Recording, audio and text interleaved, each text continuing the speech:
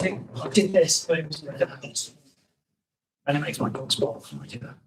Okay, everyone, we're going live. Sounds on. Is the camera on everything? Yeah. Okay, marvelous, everyone. Let's. As we've got one here, we're gonna get underway.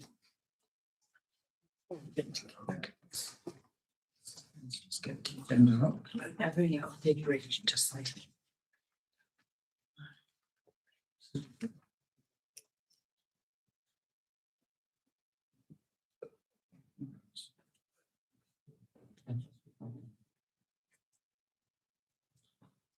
Okay, so I will start. I think it's 7:30, isn't it? We can go for it. Okay, so the leisure meeting will start now. Said we're recording. Let's do. Agenda item number 1.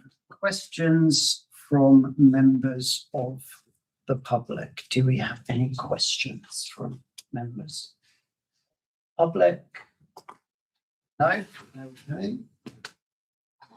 Agenda item number 2, any apologies for absence? I've had apologies this evening from councillors, Mrs. Bettison, Butcher, Ives, Mrs. Mossam and Widdowson.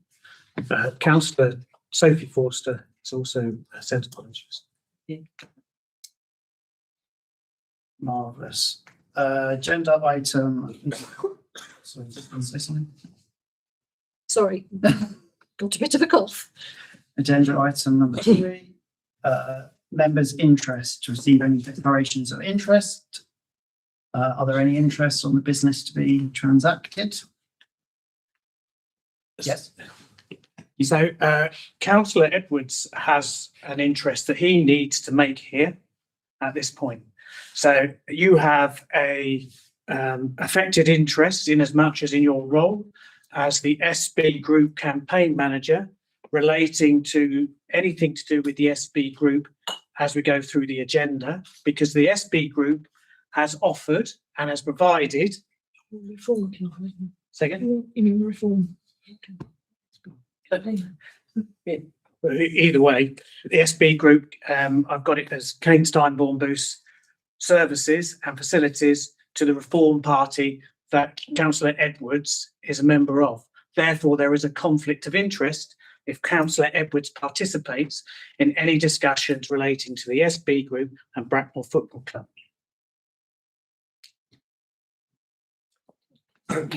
No, that's not true at all. There is no conflict. I've got no personal interest. I've checked this out at the office. And interestingly, this does appear to be quite targeted, Councillor Forster, because the Conservatives meet at the day centre, they meet at Sandhurst Park Cafe. You meet at the library, but I've never heard you self-recusing yourself from talking about library issues. It's totally normal for a local political party to find a space in the local community. Mr. Chairman, I have some evidence if you'd like to see it, so we can get this resolved, because there is a conflict of interest and you need to adjudicate on it. There you go.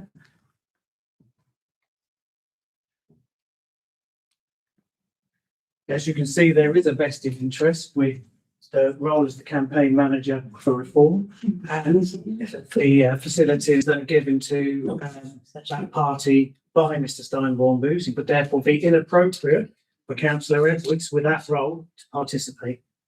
Okay, sorry. I just check the text. Yeah. Because I wrote it down. Sorry, actually, I'm talking to the chairman, and it's up to you to decide now. Sorry, Councillor Foster, why are you in front of the chairman? Because I'm showing you something on my phone. I've checked this out with the executive. It's fine. Councillor Birch. So, Chairman, and I wrote this down as you were speaking, you referred to Councillor Edwards as the SB Group campaign manager. Sorry, it's the Reform campaign manager. If you wish to see it, I can provide evidence of that as well. If you wish to go into Yeah, no, I take that. if you, Oh, we're not disputing that. no, I think you were. You just wanted me to clarify. There you go. That's their website. That's Councillor Edwards, as you can see. Well, I'm already aware. Councillor Forster, this isn't some big gotcha. You're kind of embarrassing yourself, Mr. Forster. Please. Councillor Forster, because what's happened is I've announced this on Facebook twice. I've been photographed in the Reform, and I've also announced it on national TV. So it couldn't have get any clearer. Mike. You have a vested interest. This, You have a vested interest because you are getting services from that individual and group, and therefore it is wrong so can for you to speak on this. vote on the library issues? Can you vote on Nice. library issues? Please. Don't give me a So, as far as I know, they've held one meeting. Which has a financial value. Sorry? It's providing a facility, and you don't think that that the fact that one party on this So, Park. so anyone, providing facilities to a political party is not an interest? You don't think it should be? I think holding one meeting in their facilities, if not, it doesn't. One meeting to your record, I'm afraid to say, it's good enough reason to declare an interest and for the chair to decide whether he should participate. If I could also raise the fact that irrespective of whether it was one or not or more, I think the EO did receive a letter from the chair of the football club advising that this was going to be the first of many. So I think that shows a relationship between the owner of the club and the party. So I'm afraid I do have to support that there would appear to be a conflict of interest and a prejudicial interest. Yeah, following that though, as you're well aware, Councillor Quigg, from further discussions in strategy and policy, it was confirmed that there would not be any further meetings. Either way, it shows that there is a prejudicial interest because there's clearly a relationship there. So, I mean, I think the prejudicial interest is that you're only doing this to reform. You've never once done a Conservative meeting at the day centre. You've never once done a Conservative meeting at Sandhurst Park Cafe. In fact, you've never done it yourself for a meeting at the library. So why don't you recuse yourself at Bracknell Forest? So you're making a really ridiculous point. No, you, One is a commercial business and the other are local authority facilities. no, they're not. Yes, they are. Sandhurst The Park library is clearly run by Bracknell Forest Council. Cafe is a commercial The business. day centre is a charity run for the benefit of residents of Sandhurst. This is a very different thing. Okay, I'm going to check and I need to check this. Yeah, there is no interest. Sorry, I disagree with the EO. There is absolutely an interest. And it's also with reform, not with me. You are the campaign manager and therefore you have an interest relating to the SB group. Yeah, I think we're going to move on. I don't think we are going to move on. I've taken some advice and I'd like our objections noted then formally, you please. can object, make that noted for sure. So, okay, right, let's move on.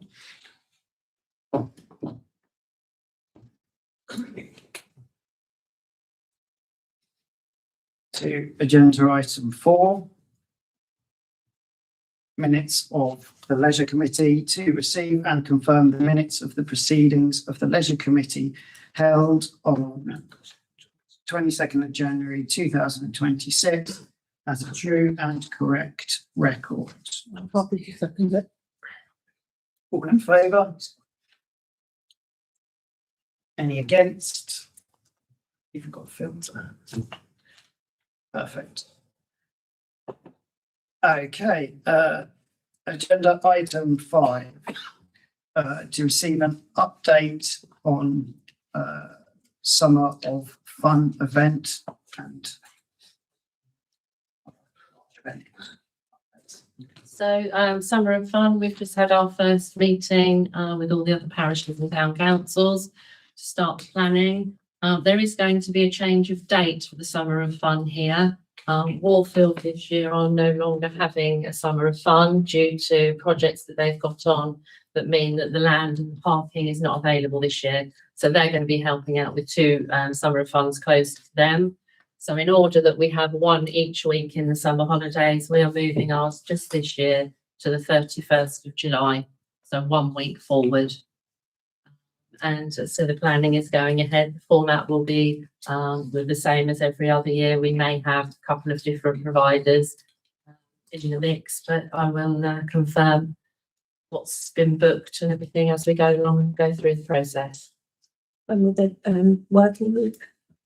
We don't have a working group for that because I work with all the other towns and parishes on that one. Marvellous. Okay, is that everything on the large events? Yes, thank you. Perfect. Okay, agenda item number 6. 6A, to receive information from the SB group and to discuss recent issues and incidents that have arisen on Memorial Park. Now, before we go into debate and discussion, I have written another one of my rather long pieces of information, and I would ask you all to listen to this very carefully. Sorry, Chair, is it your words or the SB group? Where if you listen, I'll clarify that during the talk. So there's a bit of both. So it's from them then? It's from, there's a bit of both. Sorry. It says it's from the SB group. Sorry, is this, because it says to receive information from, is there somebody who's delivering that in addition to, or you are delivering? Yes, I'm reading information from the SB group that they have provided, and some other stuff as well, which is of value. Thank you So for the when clarity. that happens, could you let us know which is theirs and which is yours? Funnily enough, I'm not a complete muppet, and I have been quite clear in writing that in here, so you will Well, know. said you was. Just for clarity. Having clarity around this decision. So, right. So, before we move into the discussion of agenda item 6, I will read verbatim one of the written pieces of correspondence received from the tenant, the SB Sports Facility Holding Group, CIC, and I shall also summarise further written correspondence received so that the committee is fully aware of their stated position. Again, could you just clarify the name of the company that you're reading it out on behalf of? Do you say SB Sports Holding Group CIC? The SB Sports, yeah, the company. Yeah, I'm asking for the exact wording, please. Can you let me finish the speak? I just, Reading this before Is that you name of the ask company? questions, please. not let's- just asking for clarity around the name of the company. Can we wait till the end before questioning me on it, please? Right. The email read, and this was sent to our executive officer. I wanted to follow up on our conversation yesterday and draw your attention to a recent article in the Bracknell News that explores shifting trends in social media. The article highlights a growing national phenomenon, particularly on platforms like TikTok and Snapchat, where the red versus blue theme has become a focal point. There is a link. So, regrettably, this trend occurred on land adjacent to our ground during our recent game versus Chertsey. A number of young secondary school aged people who are neither regular supporters nor frequent attendees used the match as a stage to stir unrest, drawing on the symbolism of our team's red and Chertsey's blue. After investigating further, including a discussion with my 15-year-old nephew, I learned that this gathering was organised through Snapchat and similar platforms. Fortunately, aside from the typical playful exchanges between away fans, there was no major disorder within our ground. The incidents took place outside, where police were present and handled the situation. The police can confirm that no arrests were made within our venue and no significant incidents occurred inside, as our lease restricts us from addressing matters beyond our designated area, we will not attend the Leisure Committee to discuss this issue. Additionally, I would like to address the ongoing challenge with Councillor Quigg and the Lib Dems. Sorry, just say that part again. They're persist. Want to address this an issue from Lee. And This is not from me. This is, I'm reading verbatim.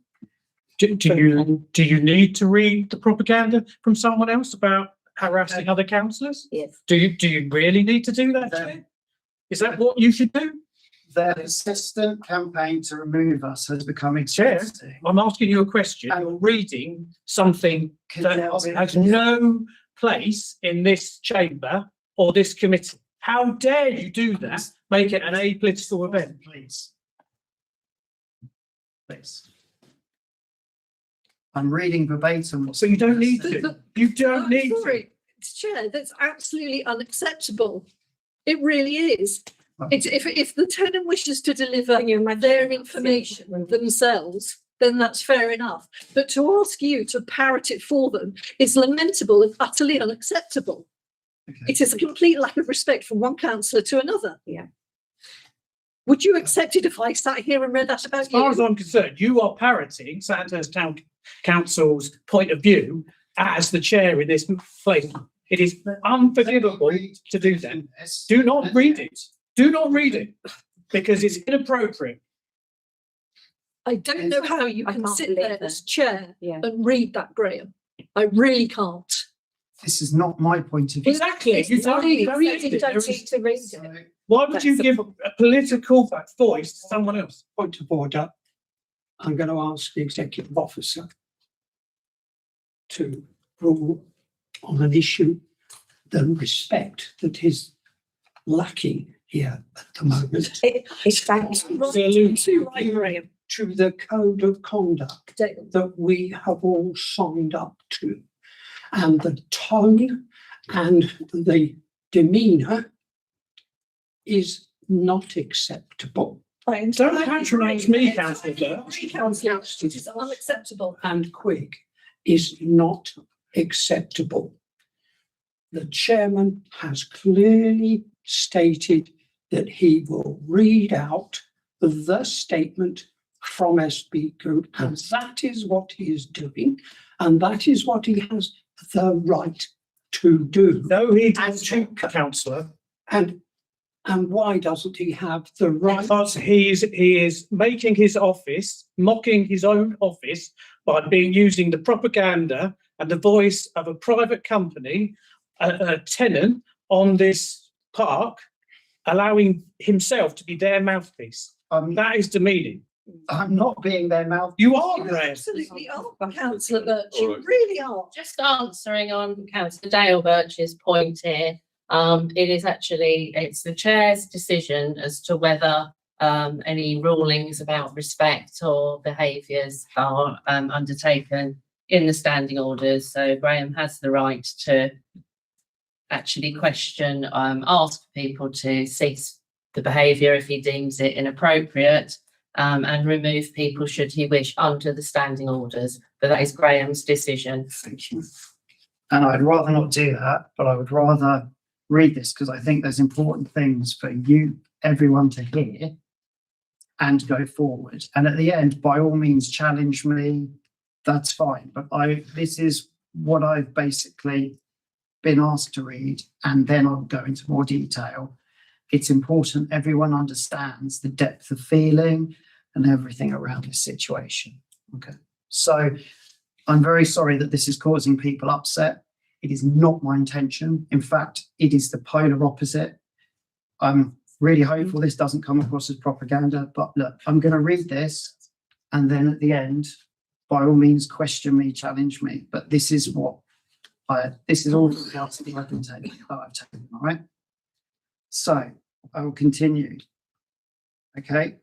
The persistent campaign to remove us has become exhausting, and we have decided to withdraw from all council events for as long as the Lib Dems remain in office. The continued pressure has proven too much, and we have reached our limit. If they believe there is a legitimate basis for eviction, we are prepared to face the issue head on. This statement reflects our official position and we are comfortable with it being read aloud by the chairperson at the Leisure Committee meeting. Okay. I'll now read a summary of the further correspondence that has been received. It is factual Is that still from? and for context only. Yeah, the correspondence received from the SB group. Okay, point 1, leaseholder identity and points of contact. The tenant reminds Sandhurst Town Council that the CIC is the sole legal leaseholder for Bottom Meadow. They request that all lease administration, compliance queries, and any alleged breaches are directed officer to officer via the executive officer. They state that they will liaise informally with the chair of leisure on community matters, but lease matters will not be discussed with the leisure committee. Attendance at council or committee meetings. The tenant does not accept that it is required to attend the leisure committee or full council meetings. The tenant states that the lease contains no obligation for them to attend council or committee meetings. They therefore will not attend to give explanations or answer open-ended questions. They will respond in writing only and only where the council identifies the specific lease clause involved, the factual allegation, the evidence relied upon, and the remedies sought. Point 3, agenda item 6. The tenant does not accept the characterisation implied by the agenda wording. They maintain that activities at Bottom Meadow remain within the permitted use of the lease unless the council provides the particulars listed above. Agenda item 6C, liaison with third-party authorities. The tenant does not object to the council liaising with statutory bodies. However, they request that any such liaison is conducted through proper channels and any correspondence or findings are shared with them in full, with a right to reply before conclusions are drawn. Public agendas, point number 5, public agendas and procedural fairness.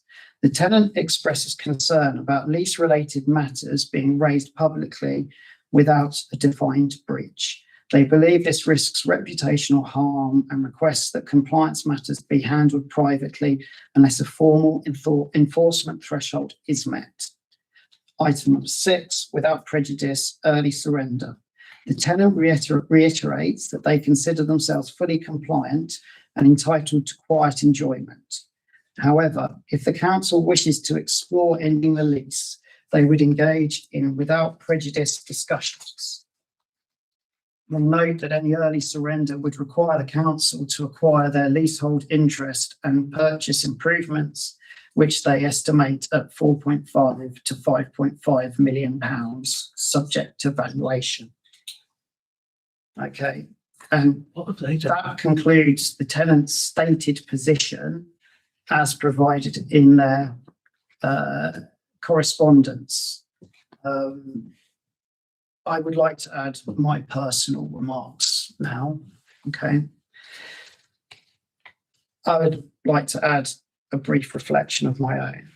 My understanding of the recent incident is that the football match itself was not the cause of disturbance. What appears to have happened is that a group of young people used the match as cover for a social media trend, red versus blue confrontation, that had been organised separately. From everything we currently know, nothing significant actually occurred within the ground. Thames Valley Police have been asked for a full report, and we will consider that when it arrives. Actually, we have had it, and I will summarise that in a minute as well. At a previous meeting, I spoke about some of the positive work that the club does. And what I said was published in the SRA magazine. And what I was hoping to do was start to, well, when I've said this and changing some of the rhetoric around things, is to try and build a community environment where we're trying to resolve the issues. And I received some very positive responses from most residents. I did receive some negative responses around it as well. And what that contrast shows me is this: we need to work together. I've asked for clearer signage at the barriers so that the clubs can manage access appropriately and only admit those who should be entering. I am always open to hearing constructive suggestions. Protecting the fact that Sandhurst is one of the best places to live is a shared responsibility. Doing the best for our residents is not about shouting about problems or stirring up trouble. It's about developing the best possible outcomes for the community. I also briefly want to talk about an incident that was recently reported at the barrier. And the initial description was extremely concerning. I was particularly, as Anne will tell you, angry. But when we did look at the CCTV, the actual reality of it was not what we've kind of been led to believe. It was slightly different. And that we've taken as a reminder that whilst issues do arise, and they do not, as they do often in every business public space, we need to be very careful about how they are reported and potentially escalated. Of course, we need to report concerns properly, but we need to focus on solutions and not conflict. Our park is enjoyed by a tremendous number of people from all walks of life. There will always be challenges, but if we approach them collaboratively, we will continue to provide an exceptional service to our residents. If we fight each other, we will fail. If we work together, we will succeed. And I do want to add just 2 updates. The first is that the signs have been ordered. Thank you, Ange. Ange acted really quickly to order the signs that are going to go down by the barrier, so that clubs should be able to say to anyone trying to enter or tailgate they should be able to say, you know, this sign, look at this sign, we can only let members from our own clubs through, because no abuse is acceptable under any circumstances. And the second thing is the police have given their report, and I will read a summary of that now to everyone, and then I shall hand it open to the floor and I'll answer questions, but other than that, hopefully I won't have to say anything for a while. Summary of the Thames Valley Police report: disorder outside football ground. On Saturday, 7th of March 2026, at around 5 p.m, a minor public disorder incident occurred around Yorktown Road and parts of Sandhurst Memorial Park following the football match between Bracknell FC and Chertsey FC. According to the report, a group of supporters from Chertsey Football Club escalated chanting and threats of violence that needed intervention from Thames Valley Police. Police units from Bracknell responded after 1 or 2 calls were made. A brief physical altercation between young supporters was reported, but officers arrived quickly and dispersed the groups. Away fans were escorted to Sandhurst Station and no further issues occurred. Importantly, no injuries, arrests or damage were reported. The police noted that matchday arrangements were appropriate. There were sufficient stewards, crowd flow was good, there was not any police presence, as this is a very low-key football club. The overall impact was assessed as low, with the football SPOC noting that the club was a strong family-based supporter profile. There was no strain on emergency services. Recommendations from Thames Valley Police include increasing stewarding outside the ground after matches with additional lighting for late fixtures, considering staggered exit times if future risks are identified, promoting supporter codes of conduct, encouraging reporting of antisocial behaviour, improving intelligence sharing between clubs, police and local councils. The report also notes a recent rise in youth-related football disorder linked to Reading FC and Maidenhead FC, described as a cheap version to let off some steam. Thames Valley Police will adjust plans if this trend continues. Bracknell FC have been contacted and are supportive of any recommended adjustments. No response has yet been received from Chertsey FC. Right. Okay. I apologise for the length, but I felt that I had to put a lot of this down.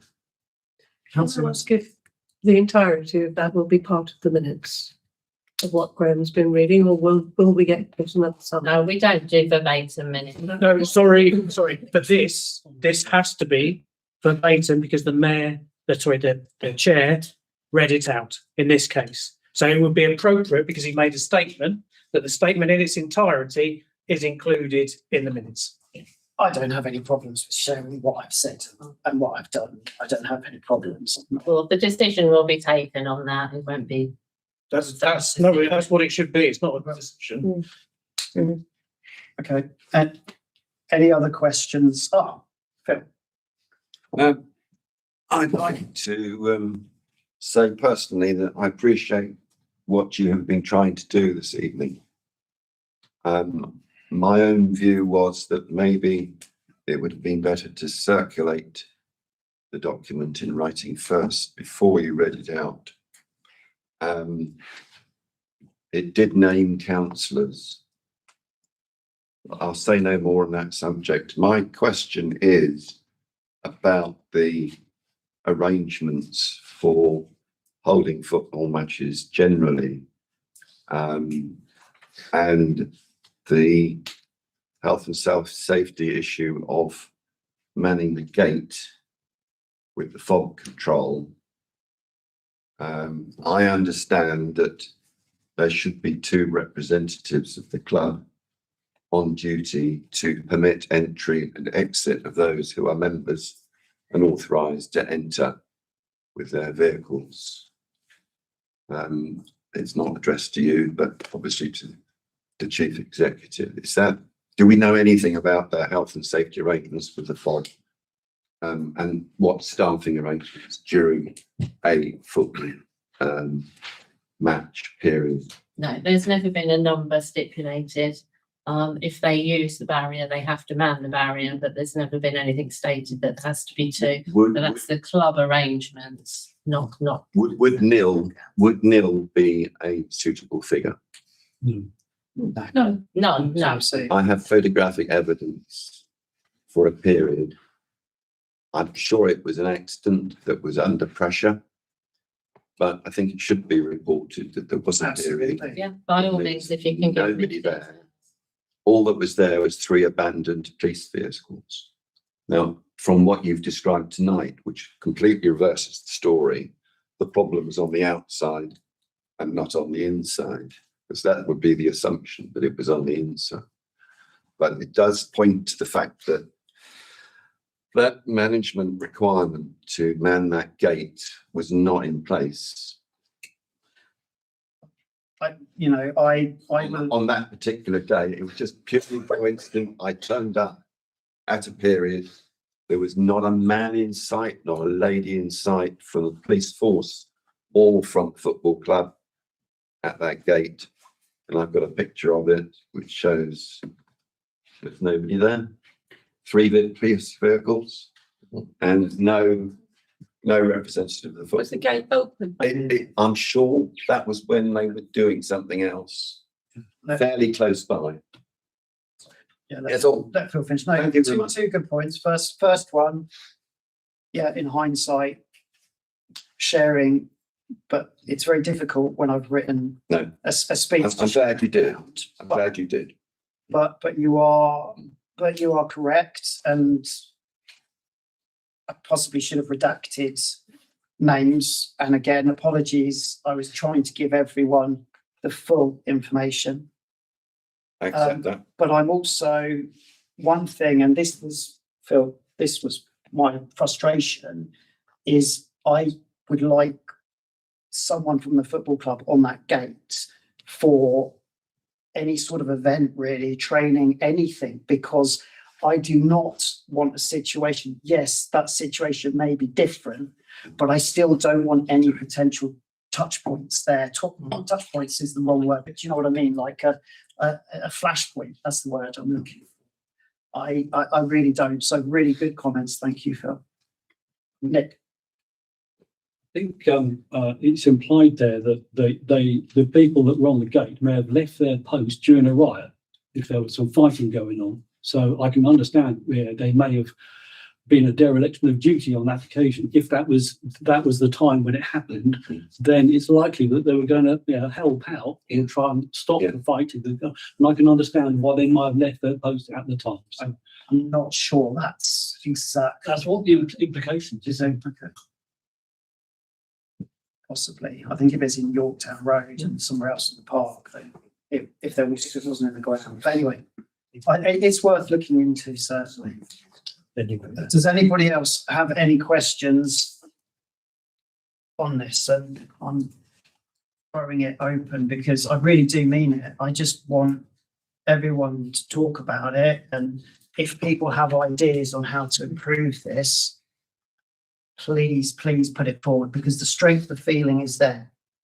You know, there is strong feeling. We all have to live together. We all have to use the park together. So if people have ideas, let's throw it out. I'm disappointed that it's come to that I'm reading correspondence like this, to be honest, because we should all be together. It's fun. The whole park is fantastic for Sandhurst, and I'm very proud of it. But this has been challenging, I'll be honest. Any other questions? Oh, sorry. I think Phil was first. Phil. Really, just a question. Do you perceive a change in attitude from the football club with regard to their responsibilities to ensuring their people are let through the gate in a timely way? Because that is how you avoid the confrontations. We've had 2 incidents of individuals on the outside trying to get in, and when somebody from the allotment is trying to exit, there is a confrontation caused. And on the other hand, people who literally queue up on the inside of the gate and abandon their cars to go and find somebody with a fob, with the obvious. They are obviously creating a block, stopping people from exiting, but also in the event of emergency, an ambulance coming in. And I just wondered if you perceive a change of attitude from the football club, recognising that is a problem. It's a good question, and actually that is something which I didn't put in my report about people leaving the car, because that is, Ange and I talked, and we're not allowed to clamp them, so which was my initial suggestion. No, that's a joke. I didn't. But no, it's a very good point, and I think we'll have to come back on that one. Yeah, Because we have had communications with, particularly the new chairman about the cars abandoned because they were down there on training. So it's simply a recognition. I understand exactly the importance of collaboration, but of course that's a two-way street. 100%. Yeah. And actually, it's my frustration. This is I am, and I've said, that gate should be manned. There shouldn't be situations where there is confrontation. Now, I would also say, potentially sometimes there are other clubs letting other clubs and other people through as well. It's not just entirely the football club, and I think we need to be stronger on that, as you said, around the FOP responsibilities as well. But I think I agree with you 100%. And it is something that I have raised as well and said, as Ange will attest. I'm only going to keep this short.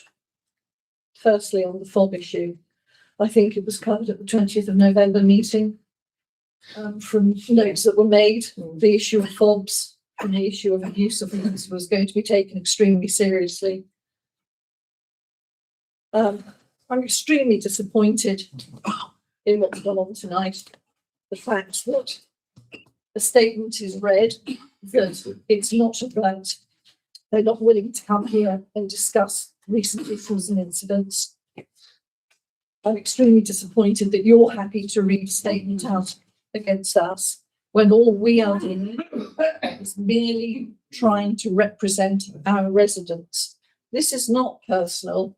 I'm astonished that the tenant isn't happy to come and discuss this in person. This is about the effect on our residents and how we are contacted by residents regularly. And when an issue arises at the park that is another issue, this is not an isolated incident, and when we as a council have sat here and had the strength and the passion of residents giving us their direct feedback, and we have gone to legal counsel who have come back and have said that in their opinion, the tenant by their behaviour is in breach of contract, and we do nothing about it. Shame on us that we run scared and we don't represent our residents and we don't hold a tenant to the terms and clauses of their lease as we were advised by our solicitor that said they should not cause a nuisance to neighbours. And that is what they regularly do. And they do it without care or cause of concern for anybody here. Because if they did care about the impact on residents, they would come down and they would make wholehearted efforts to address it. And they don't. The fob issue is has been an ongoing issue. No, I'm afraid, Phil, there has been no change in attitude. It's quite evident. So yet again, we are now 3 years down the line. We are no further forward, Graham. There is no goodwill on the behalf of the tenant to make any changes that would benefit the local residents. And that's shame on us for not having the gumption to hold them to the terms of their clause, of their lease and their contract. Oh, was it? Yes. Oh, no, actually, you had a question first. I'm not intimately familiar with the parking barrier there, but is the mode of operation meant to be key fob, if you're a leaseholder, that sort of thing, to get in? Could we install like a magnetic loop underneath on the outside to grant free exit on the outside? There would be a cost for that, but that seems like that's a significant friction. Well, that's one friction point. The other is people gaining illegitimate access on the other side. But would, greasing one, the exit out lessen some of it a bit? Maybe, if we're looking at solutions rather than just trying to be obstructive. Yeah, it's a good idea and something which actually, again, has been talked about. I think concern is about people being able to then open the park up at kind of any time sort of thing. Yeah, possibly. But I think a lot of the most basic system is a magnetic loop in the ground that you have to drive something like a vehicle over it to activate it. Otherwise, it won't run. The concern there, as Brian said, is that the park then isn't secure. People can head out and leave the barrier open, and then we've got no recourse on what's happening. So in the past, we've had situations where someone has left. The gate takes a while, takes more than a few seconds to close. And someone just zips into the park, and then and then they can destroy whatever they want. So, and they have driven around the field, so which is not a good idea. So consider it's better if it's manual. But it's a good suggestion, and it's actually exactly almost word for word what I suggested when I first thought about it. It is a good idea, but unfortunately, it could leave the park open. John, Councillor Edwards. Thank you. Yeah, there. I saw some footage of the people coming down to Sandhurst, and it wasn't pretty. It's not something you'd want in your town. And there have been some other issues with the football club, which I've spoken up about. I went to see some residents some time ago about some noise. But I think there's some questions here. Is were these people even found? It doesn't look like it. There was no arrests. There wasn't any criminal damage. They just got dispersed. And we need to tackle these issues, but what we don't want to do is throw the baby out with the bathwater. You know, because this club is, I mean, Councillor Quigg, you said they do nothing for the community. That is factually wrong. The club is such an asset for the town, and it's an asset for the town in and of itself. It's a fantastic facility. It's had about £3 million worth of investment. There's kids training there at this fantastic facility. But on top of that, they do community, they raise, I think it's like 3 tons of food for food banks, they do free football for disadvantaged kids, they do charity celebrity matches, which are really important to the community. They also got the FA Cup here, that was really exciting. So I think we need to look at this as a much broader issue. And as been said before, work with them collaboratively, because what I notice is that when there's social disorder at the fireworks, or the cafe gets broken into, or the allotments get broken into, and there's vandalism here, we offer support.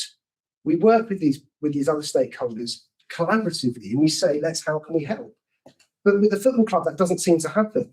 And there seems to be quite a pattern of behaviour. You know, we said, Councillor Quigg, 3 years. We've had 3 years the lease was wrong, that there's too much noise at this parking, but you want to spend £15,000 of taxpayers' money on an audit.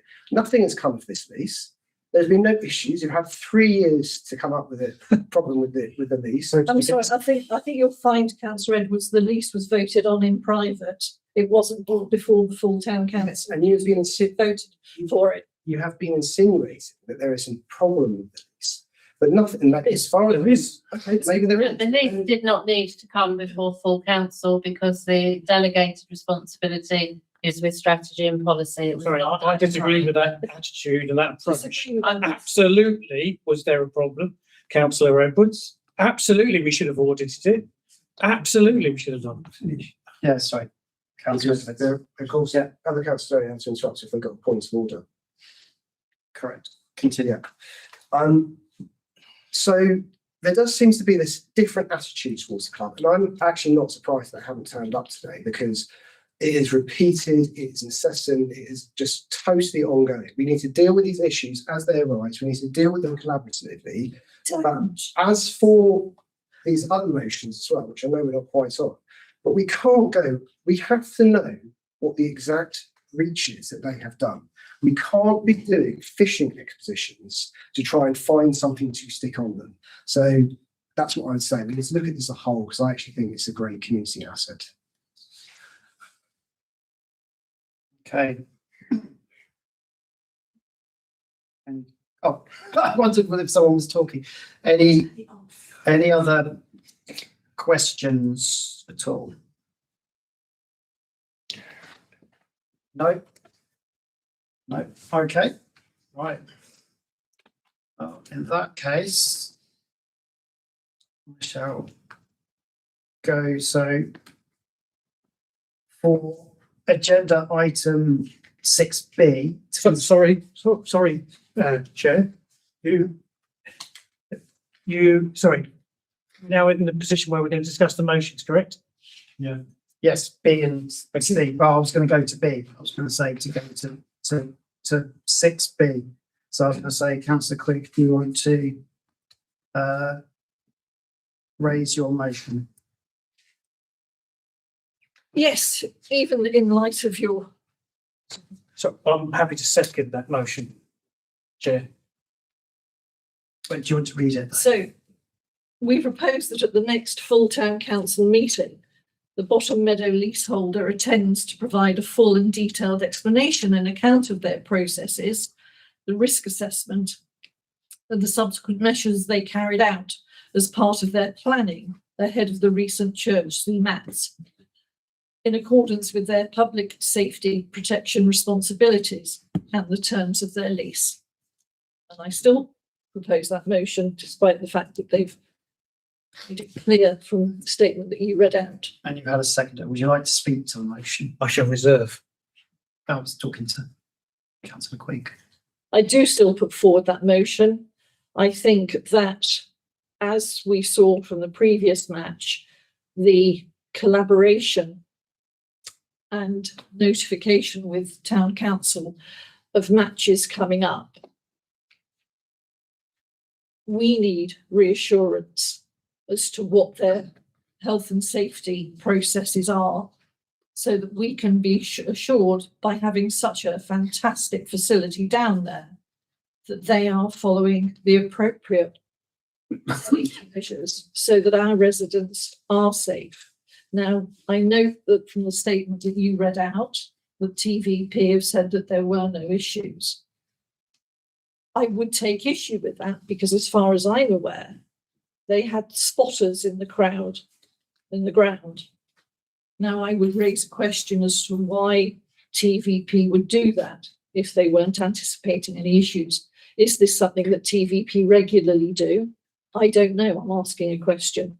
So I think it's perfectly valid that we are reassured by the tenant that they have fulfilled all their correct obligations in regard to their processes and risk assessment, so that we as residents and as a council can be assured that those processes are being followed properly and that residents are being protected. Okay.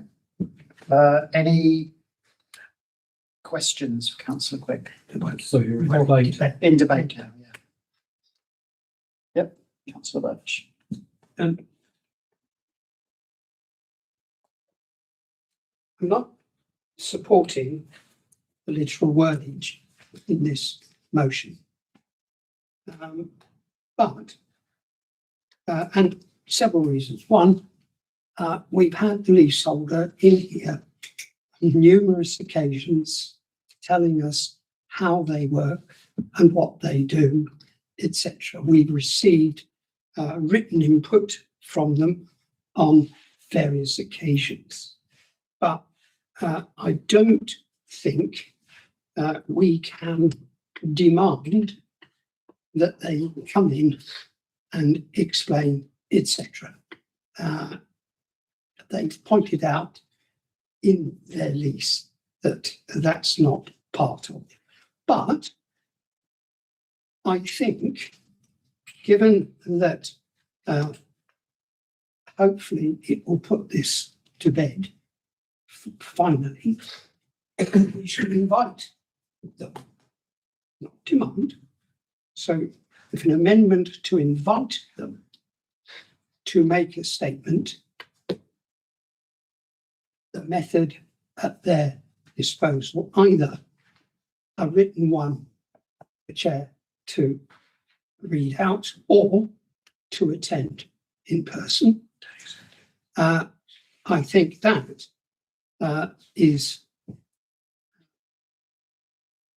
the spirit of cooperation and collaboration that should be adopted, so that our intention is to put things right, to put things behind us, and to take this highly valued community facility and move on. So can we amend this so that it does not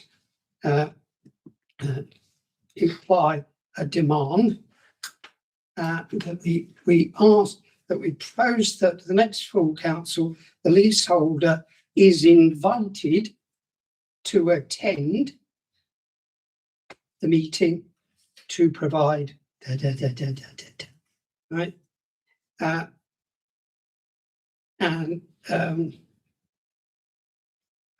Invited to attend the meeting or submit a report.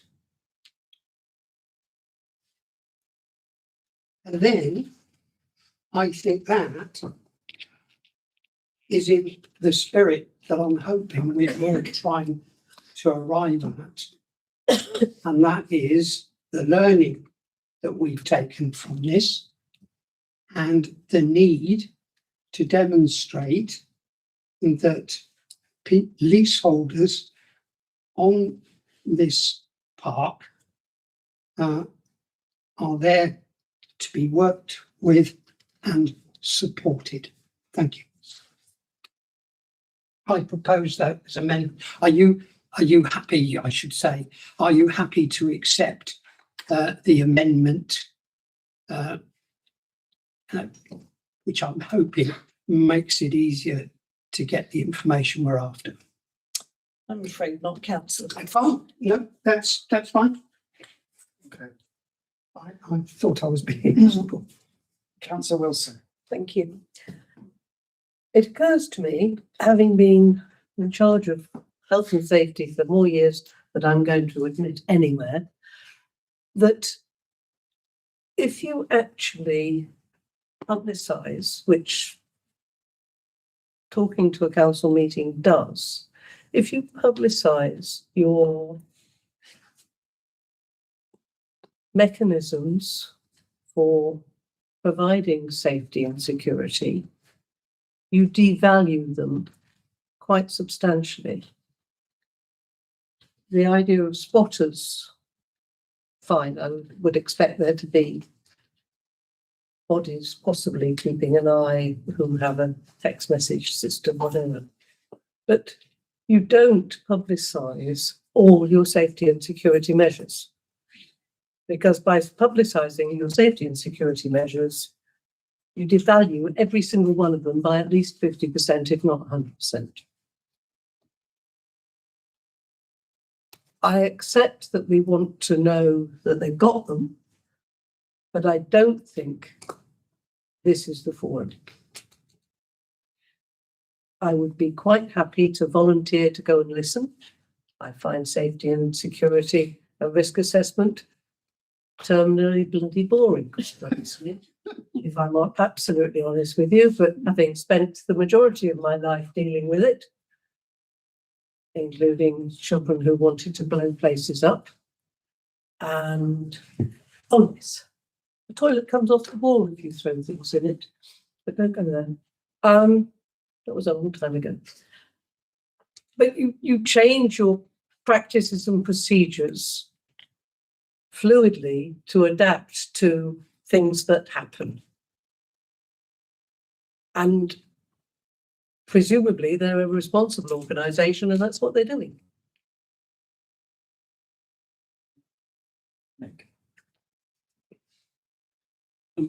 The challenge I have with this is that I'd like to know how any club is supposed to monitor all the social media to work out whether they're going to be attacked this weekend. I just think that's unfeasible. Yeah, I don't know whether they just sit on TikTok. You know, they're not going to be. There can be so many different groups and stuff like that. I really don't understand how you understand that. You know, find out that these things are being organised, and then try and protect against them. But as they said in their statement, the fight, whatever, you know, aggravation that occurred outside their ground. Presumably after the match. I'm guessing it was after the match rather than during it. So if it was outside their ground, well, that's probably not part of their processes, because their processes are going to work out getting people from their ground to the gate, but maybe not other parts of the park. So I understand. I don't see where this gets us. I think and I don't know how football clubs do it, but I do know that for instance, this company uses AI social listening tools, which basically can find out things like that. You can set it. So I think there is a way that I don't think they have someone sat there physically looking. I think there is a way that it can go on. So your solution, Nick?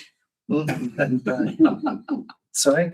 Sell him a solution. Oh, so there is one. So I'm not making it up. No, I'm sure that there is a way of looking and seeing. But any other? Oh, Nikki, sorry. Yeah. So I was actually at the park that day because I went to walk the dog. So I saw exactly what happened firsthand. And as a resident, it was actually really terrifying. It did happen in the club. It did happen inside. I was there. There was 4 police officers and they were dealing with children that had been evicted from the club. So it had kicked off, even in the policeman's words, before the game started. So there was a big contingency of youths outside the club waiting for everybody else to come out and for it to continue to kick off here, there and everywhere. The sight of literally 200 kids all in a uniform of trainers, tracksuits, hoodies, hoods up, balaclavas, running towards you to go round the park, through round by the lake, was terrifying. You had families walking their dogs, walking their toddlers, and these youths are just pushing straight through. One barged completely into me. Not that it was intentional. He wasn't looking where he was going, but there was just nowhere to go. The best way I can liken it is, you know, when you come out of Wembley and you're going towards the train station, it was literally like facing that. So I spoke to people that were inside ground. There was no marshals. Bracknell had no marshals. Bracknell contacted the police. Everything that day was reactionary.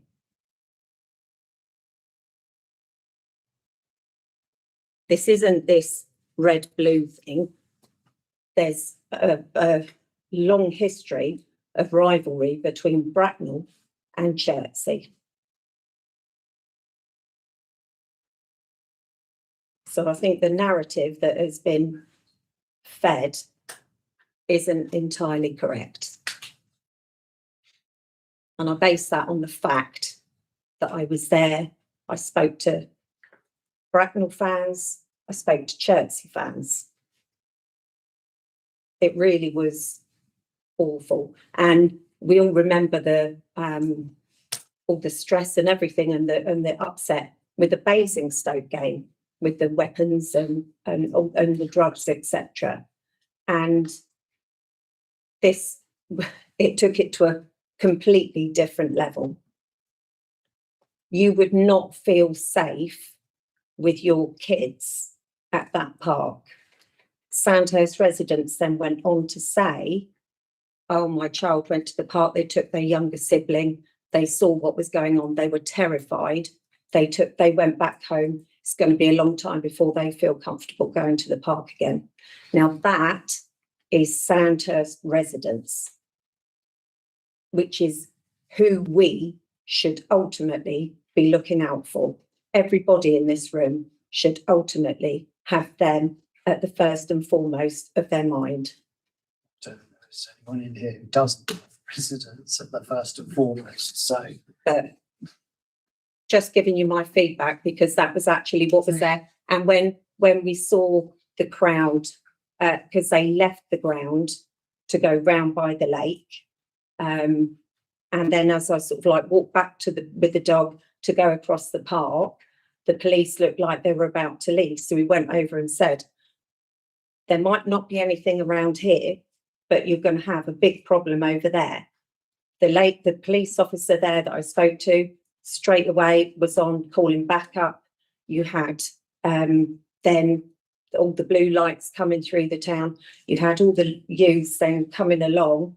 They were running in the road. The traffic both ways were completely stationary because you just had kids running amok. Come on, let's go and effing get them. Let's go and effing get them, with the balaclavas up.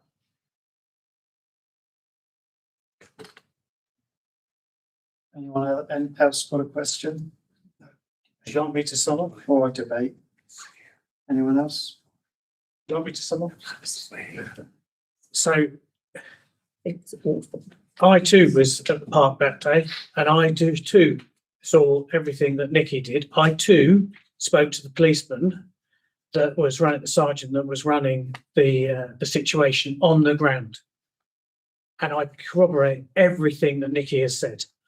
I spoke to him as the borough councillor for Sandhurst. I also asked for a report from Thames Valley Police. And they did confirm that they knew that there was going to be a problem at that game. Now, there is a mechanism, there is a well-worn mechanism to deal with issues like troublesome football matches through the Safety Advisory Group and the PPP at Bracknell Forest Council.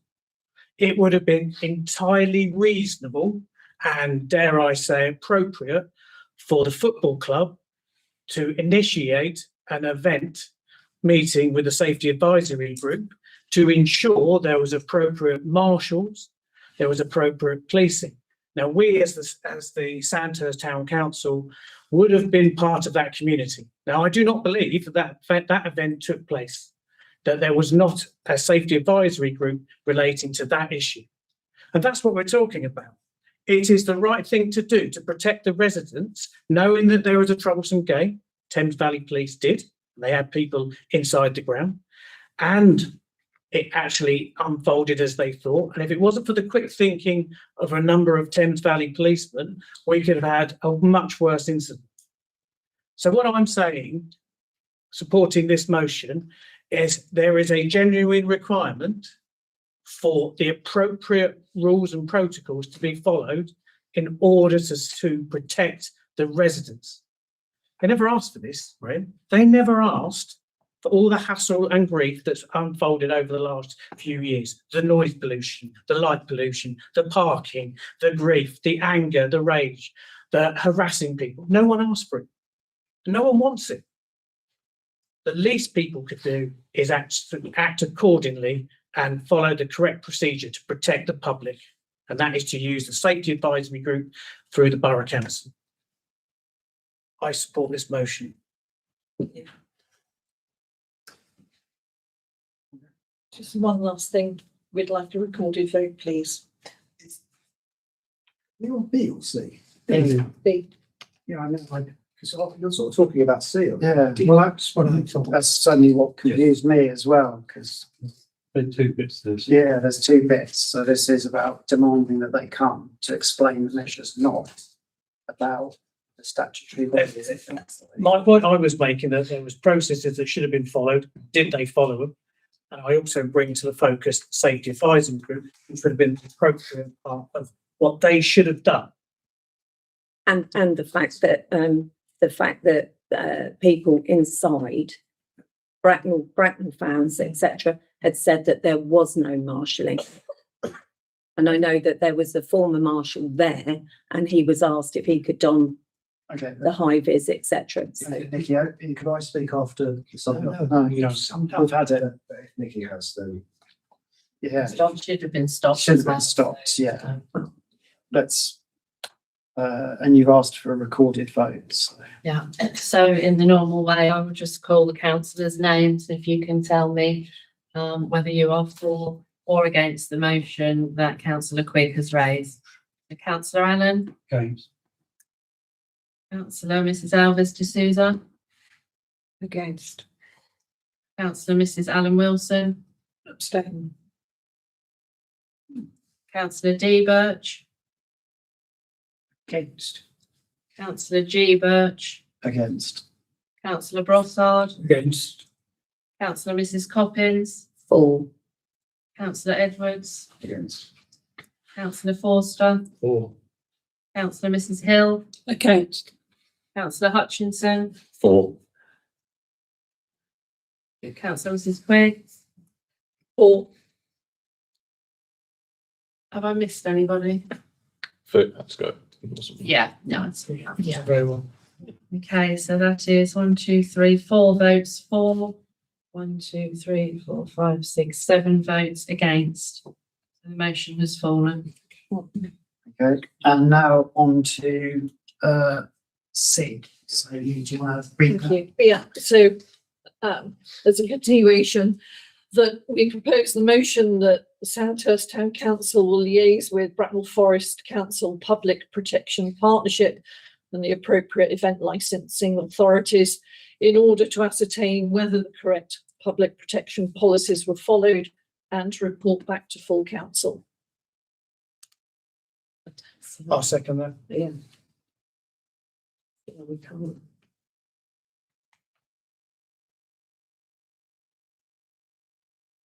Okay.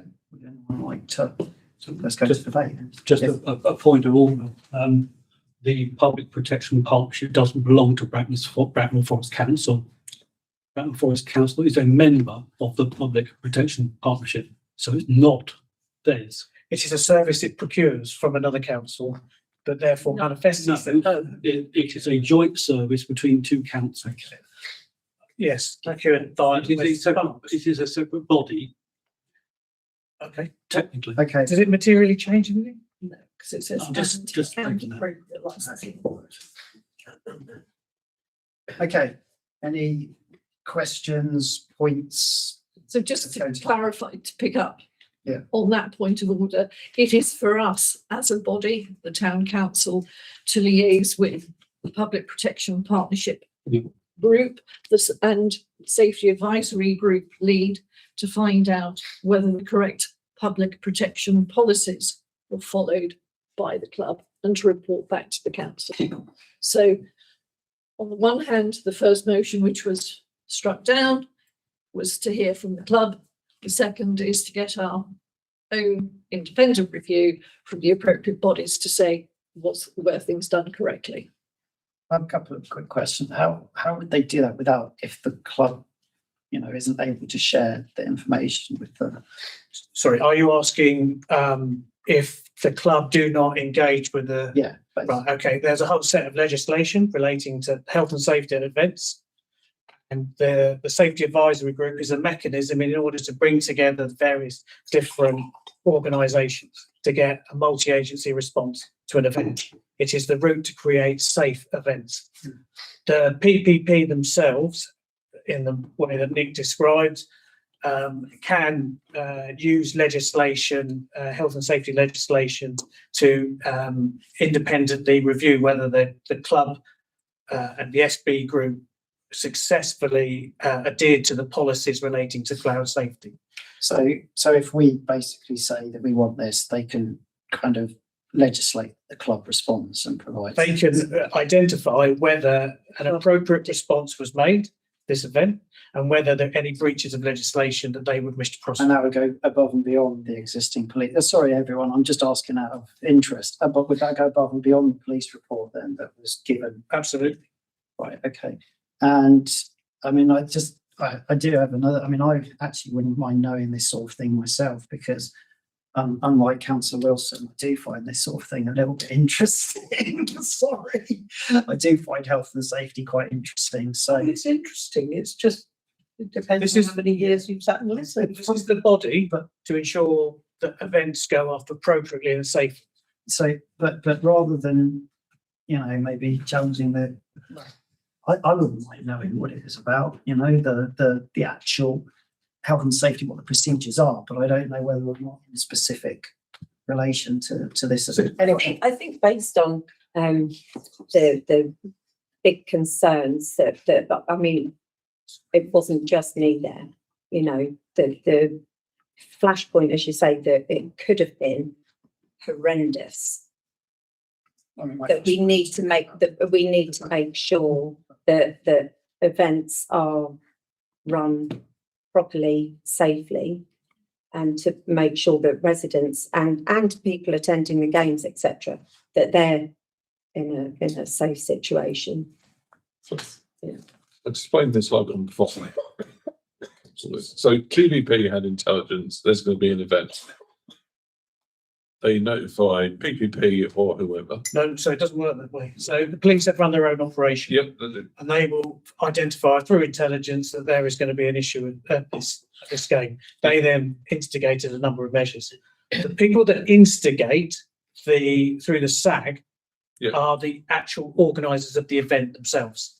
So the fact that there was going to be a football match which was potentially antagonistic, may have violence, etc., Bracknell Football Club should have instigated a series of meetings with the SAG to bring those agencies together to properly manage the health and safety for the residents of Sandhurst. But can they, I mean, with this, we didn't know, we had no idea. Yeah, they're expected as an organisation that's bringing crowds together, they've got certain responsibilities to be aware of that. Okay. I don't know that they said that, though. Actually, they didn't say that they. Well, I'm not an expert on legislation and legal. The only thing I would say about my knowledge of SAG is absolutely, obviously, we use them for all of our events, Yeah. but you cannot, depending how far in advance you had the information, you cannot just call a SAG meeting. They ask for a good 6 weeks in advance for anything to call all partners together. So whether that would have been appropriate or not for this event remains to be seen. I would suggest it would have been. So it would, because if there's long standing rivalry between these clubs and the We're just surmising it would be for SAG to say whether it was appropriate. I just also ask, you mentioned the SAG, so is SAG part of Bracknell Forest Council or is both SAG part of the Public Protection Partnership? So the SAG is accessed via the event holders, event creators. They then request it via the Bracknell Forest website. And for the council itself, they would then bring the relevant agencies together, working with the event creators.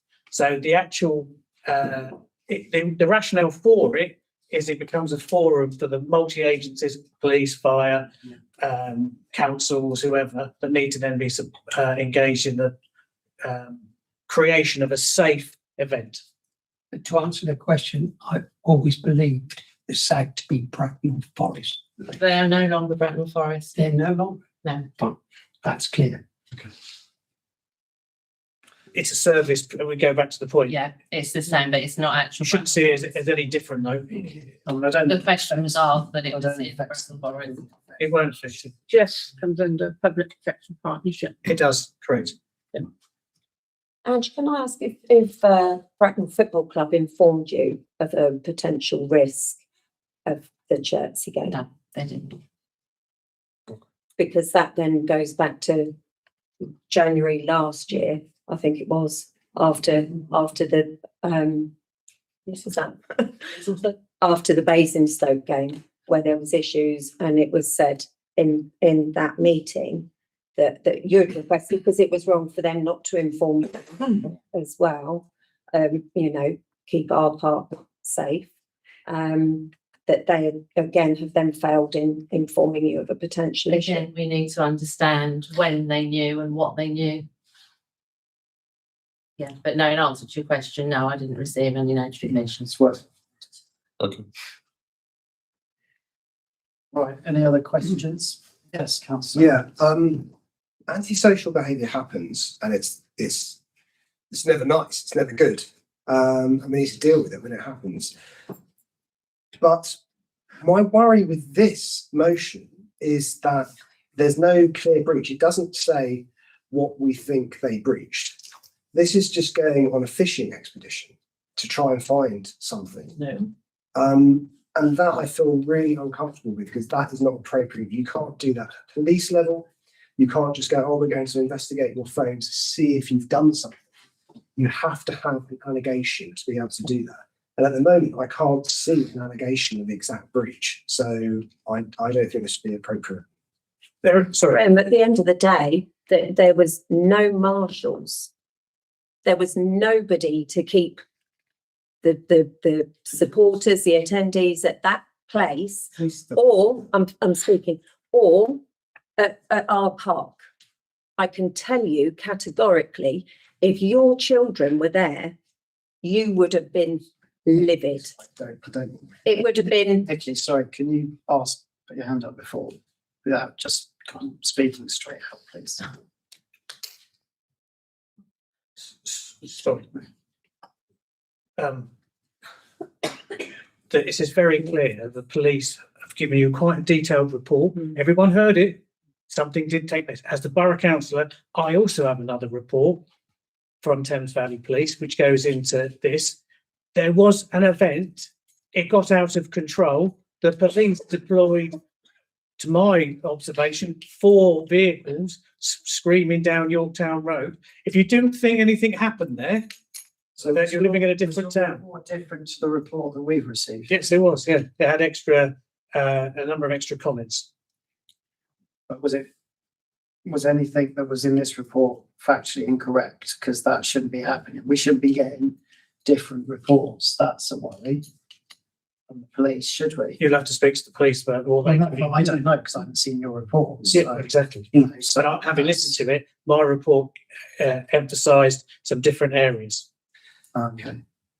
I think it would be good to know what those different areas are, and you know, if we're making decisions and we don't know, because obviously I've read this out, and if you think that that's different, that is quite a big concern, isn't it? That is a concern. I'm not making that. I do think we need to get back to the agenda item though. Yeah. Because Yeah. the debate has really gone awry here. So Yeah. we need to get back to the agenda item. Okay. and Any move it more? forward. Any more for 6C? Yep. Have we moved the motion? So yes, The motion. was Lee made. moved it, Mike has seconded it. That's for, Okay, so I'm speaking, and I too have concerns about the specifics of this, because the motion says liaise with Bracknell Forest Council Public Protection Partnership and appropriate event licensing authorities. Like, I don't know what that means. That is, that could be anybody. And I don't know any other appropriate event licensing authorities in the context of which we're talking. So I'm not comfortable with the specifics of this, and also I'm going to agree with Councillor Edwards in terms of the way this is presented is not a specific allegation based on what happened that day that gets it examined specifically. I'm troubled this allows whoever gets this to go wherever they please based on any input that happens to arrive at the time.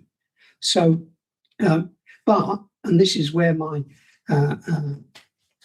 mind is at the moment, I too would like to know if everything was functioning according to whatever appropriate licenses were given or available. But what I don't want to do is to yet again go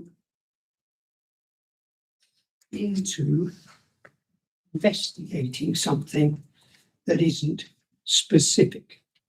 And so I was wondering whether to seek an amendment to this, but my previous attempts were turned down, so I shan't. But I don't think this will produce the information that I would like to see that would allow us to work with the Bracknell Football Club to resolve future event issues. So I'm sorry, I won't be supporting it. I'm going to say one last thing and then I'll give the opportunity to sum up.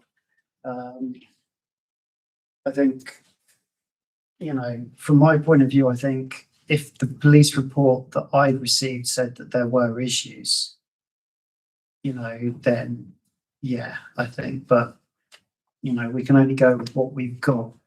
And the other thing is, I mean, as I said, I wouldn't mind knowing more about the way that these events are planned, but I think that's a separate personal thing for myself. I think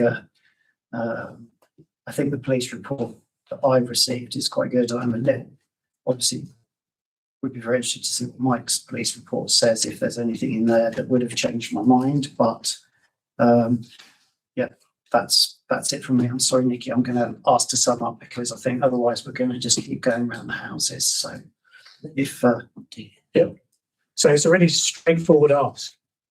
If you don't believe that the events that Nikki and I described took place, then vote against this motion. Seriously, just vote against it. It all took place. It all happened. If you believe that actually lessons can be learned and actually we should speak to the PPP of Bracknell Forest and look at whether the appropriate policies were followed, then you vote for it. It's really simple. There is a set of legislation, rules and a service that the Borough Council has to protect people at large scale events. You vote for it, we learn some lessons, you vote against it, and then you just don't believe any of the problems took place. It's as simple as that. Do I have to reiterate the request for recorded vote? Yes, there's a different decision. Request again, thank you. Okay. Just waiting for. Okay, councillor Allen, Against. councillor Mrs Alves de Souza, Against. councillor Mrs Allen Wilson, For. councillor Dale Birch, Against. councillor Graham Birch, Against. councillor Brossard, Against. councillor Mrs Coppins, For. councillor Edwards, Against. councillor Forster, For. councillor Mrs Hill, Against. councillor Hutchinson, For. councillor Mrs Quigg. For.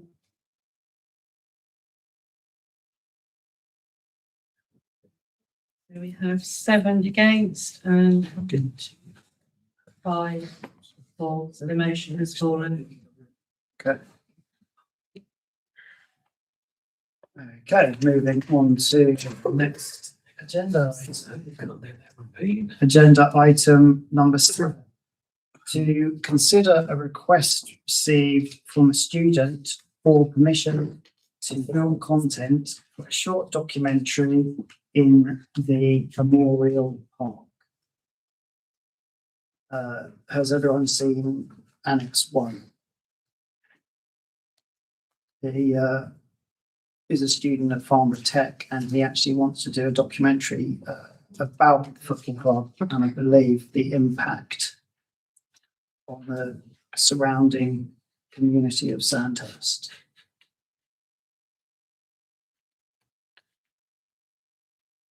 Yes. Do we know if this is actually a Sandhurst resident or not?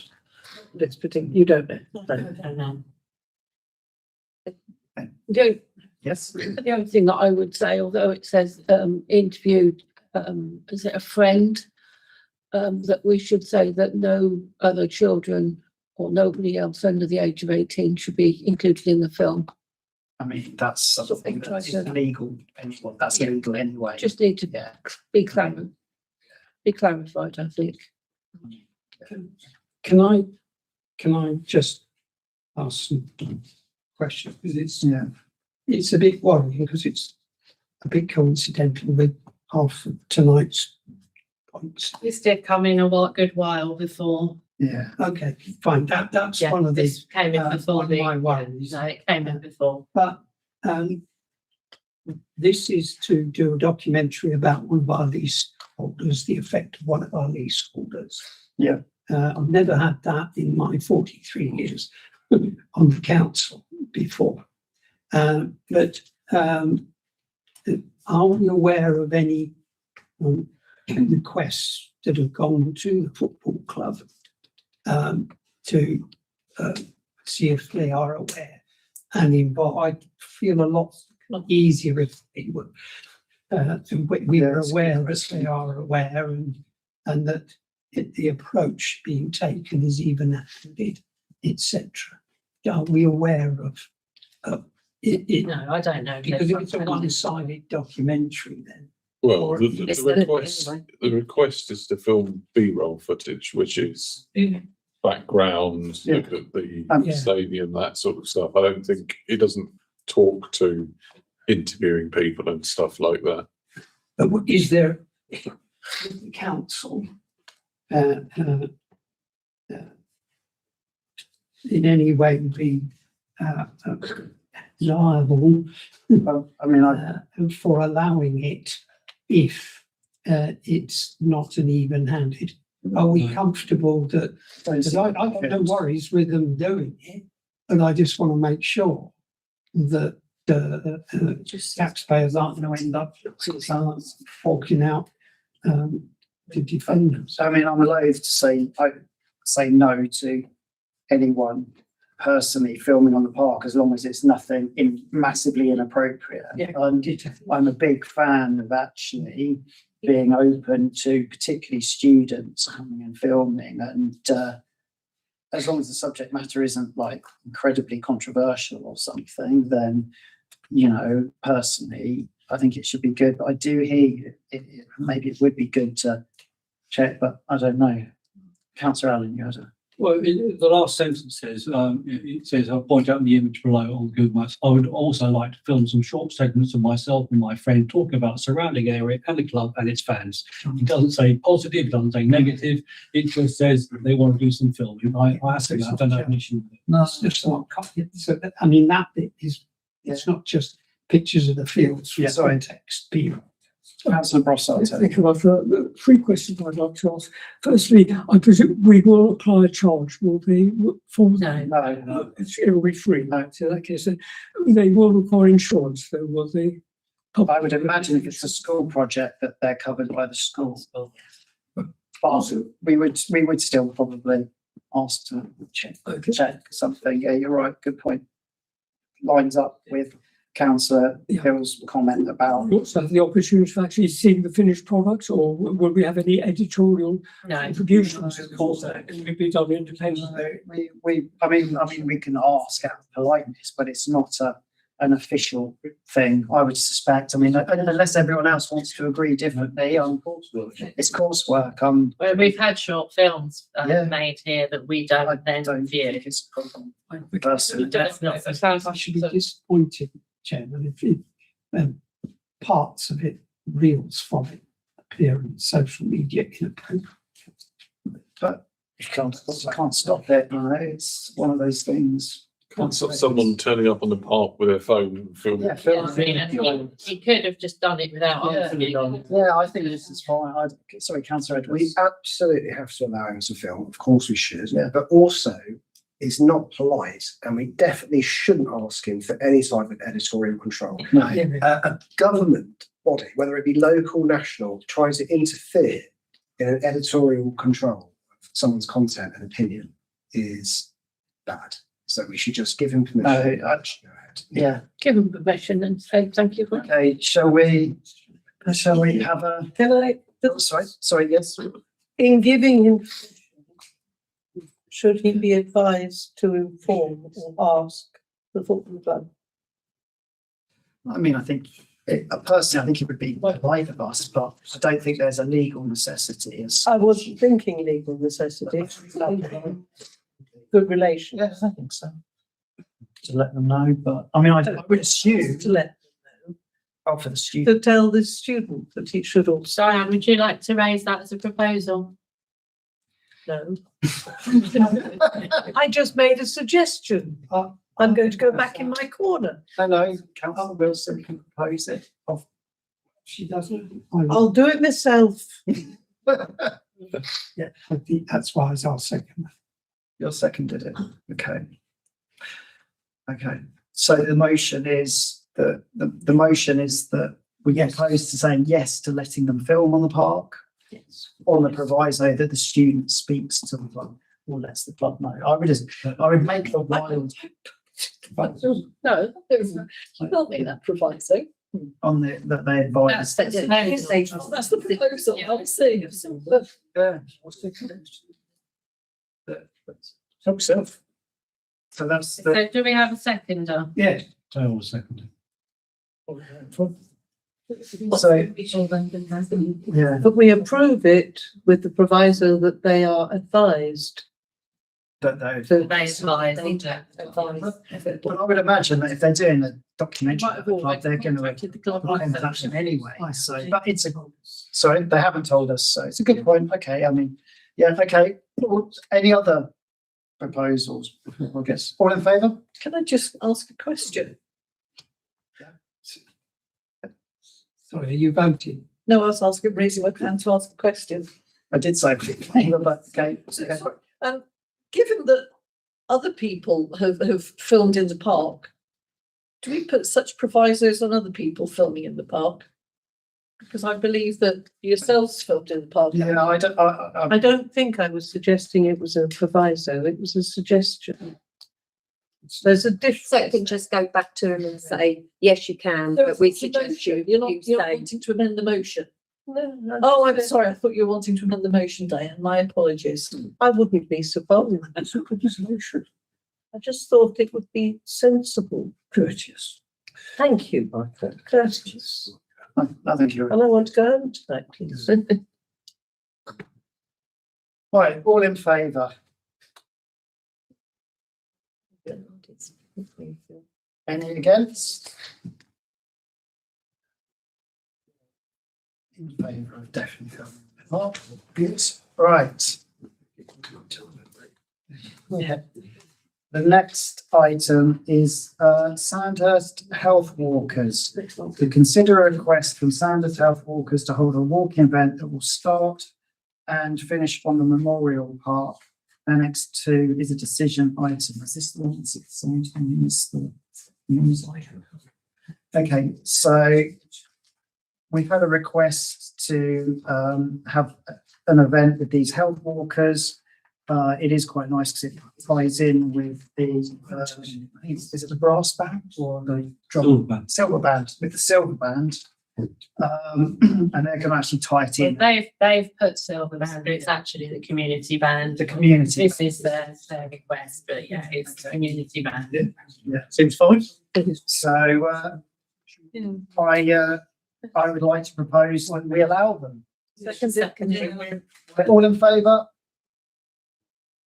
Any against? Any abstaining? No, Phil. So.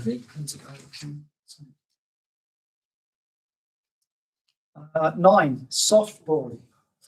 To consider a request for a softball team to use a field on the Memorial Park as their home ground for matches. Annex 3, and this is a decision item. Now, this is again something which I quite like, some of the variety on the Sandhurst Park, and personally, you know, I think this is a good idea. I think having more sports available to more people is a good thing. But I throw it open to the floor for any comments, discussions. Have we got capacity? I guess is the question. So they're looking for weeknight evenings from April through to, I think it was August.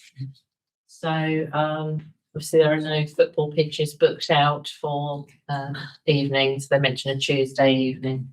But there's Tuesday down at Bottom Meadow, so Tuesday evenings is quite a busy. Tuesday, the runners. Yeah, the capacity, Tuesday, you've got the, capacity of the fields was the question. yes, And yes, we do have capacity on the fields. Jubilee feels all the way from bottom, you know, so. What happens if it rains? They decide to train or not train. They get one. It's soft. Yes. so where is the request from? Because it says that they're currently playing the Windsor and Maidenhead League. So is it a local team? Is it Yeah. local person, Sandhurst? It's not a Sandhurst resident that runs it, no, but there will be scope for Sandhurst residents to join in. I would imagine that Sandhurst join relatively quickly. What's the name of the club? Don't know off the top of my head. No, I haven't got that to disclose. Sorry. So Yes. thank you. So this is to hire it. So Yes, Yeah. yeah, it will be. It's obviously such a field new hire. type of pitch and it may Yeah. spark other interests. Yeah. I mean, during the summer as such, I don't believe this pitch is used massively. I think there's a vacancy, so. Would it require ground staff to do markings? Yes, they would mark it out, yeah, in the same way that they mark a football pitch, obviously different We know arrangements, but yes. It's not gonna like wreck the grass, but other football, they're astroturf, aren't they? Sorry. No, not. No, it will be on grass, and it will be the same as the football pitches, it will be white line marked Yeah. to the requirement of the pitch. That's a good question. So did you have a question, Michael? no. I think Hazel. Do we know the age range that they're Adults. Any age. Any other further questions? In which case, I would like to propose that we allow. I'll second. Okay, all in favour? Any against? No, excellent. It's passed. Okay, agenda item number 10, to receive an update following a meeting with a contractor who installs pump tracks, Annex 4, and I hope everyone's had a chance to have a look at the pictures of the pump track and Yes, so I really haven't got much further information to give you than I've put on here, but I met with the contractor that is creating the pump track at Mill Lake, which is hopefully going to start going ahead. They're still having a few problems with their planning permissions, but they are the company that provided the tracks for the BMX competitions in the 2012 Olympics. And they've confirmed that the site at Ellesmere is suitable. So obviously this was just for feasibility as requested by this committee. So the site is suitable for a pump track of around 80 metres. He suggests 60 to 80. They can do smaller. They can do a 40 metre track, but it would just be very basic. So to get something with a varied track that could include an inner track for younger children, then they would look to be doing 60 to 80. Price range will be 80 to 100,000 depending on the exact design and size. But if we were to set a budget, they would tell us basically what they could do within that budget. Riding surface would be tarmac, surrounding surface a mixture of dirt, stone and tarmac. And obviously a planning application would be necessary. Okay, just before I invite people to talk on this, I was impressed by some of the pictures, and I do like the idea very much. But I think possibly, given the amount of money that it would cost, plus Ellesmere in the area and the houses around, it may be a good idea to actually ask the public if it's something that they want. I think. Can I also ask what, given the larger size you mentioned there, what proportion of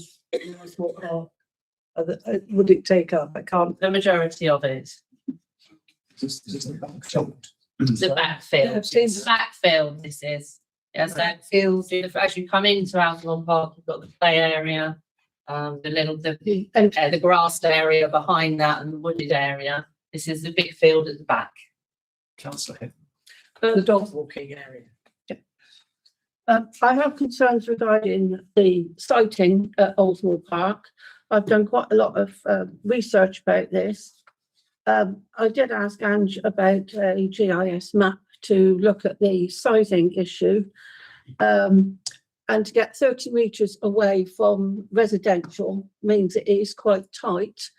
And I don't know if the contractors have actually taken into account the tree root protection area that would be required. I'd also be concerned about the noise issues in a very dense area of residential development. There is no parking available on that site, where are people going to come to walking? It's not easily accessible. It's also a very high risk activity, and it's just poor site addressing and poor emergency access. It does have emergency access via the gate, because there's a gate that you can drive through. The gate's not always open. No, it's the same as this site though. Everything is locked, but if the emergency access is needed, then the ambulance can cut the lock and get in. There is access. That's something that the contractor actually discussed. I would perhaps look at that in another. So to give Hang you, on a minute, Hazel. If I was down there this morning. If you think where the park bit that swings and slides and things, go through there. where the gate is. Yeah. I would doubt very much if an ambulance. could Yes, get- we can, because What? we get our ride-ons, we've had contractors with huge land.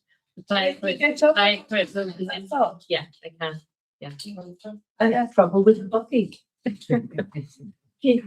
Yes, they can actually. I can't drive a buggy. Quite simple. I've also given an update as to they have got planning permission to do the works. However, it's taken a year for them to get planning permission.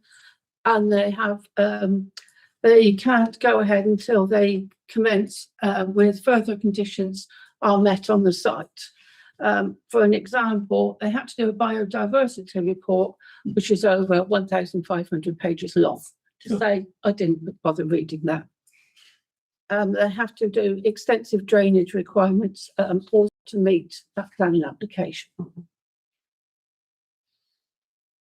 Okay, anyone else, any? concern?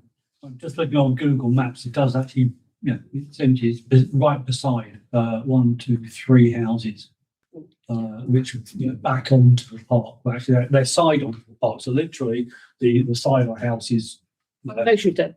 3 foot from the fence, and then you've got the field, so it's very, very close, those properties. So there's certainly not, you say there's supposed to be a 30-metre barrier between. Yes, 30 metres from the property, not the garden. Yeah, from the From the property, yes. what side From on the to property is side on to the, Yeah, yeah, so 30 metres from most of the way across that field. So- Yeah. From the widest point from where you were saying that side on house across the field, which actually is straight at the top and then it dog legs round, is 54 metres going to cross at the widest point. If we take the 34 metres, we're left with 24 metres, and we haven't taken into account the tree root protection area or the path. Okay. I didn't look into that. Well, I think Hazel, Councillor Hill makes some really good points. I think it's big. I think it's expensive. I think it's potentially going to cause a lot of noise for residents nearby. We've done no consultation, so I would suggest for all those reasons we put to bed and don't go ahead. I'll second that. Any other comments, suggestions? I take it that was a proposal. Yeah. Good. I've got one motion. Anyone else? Comments, motions, suggestions?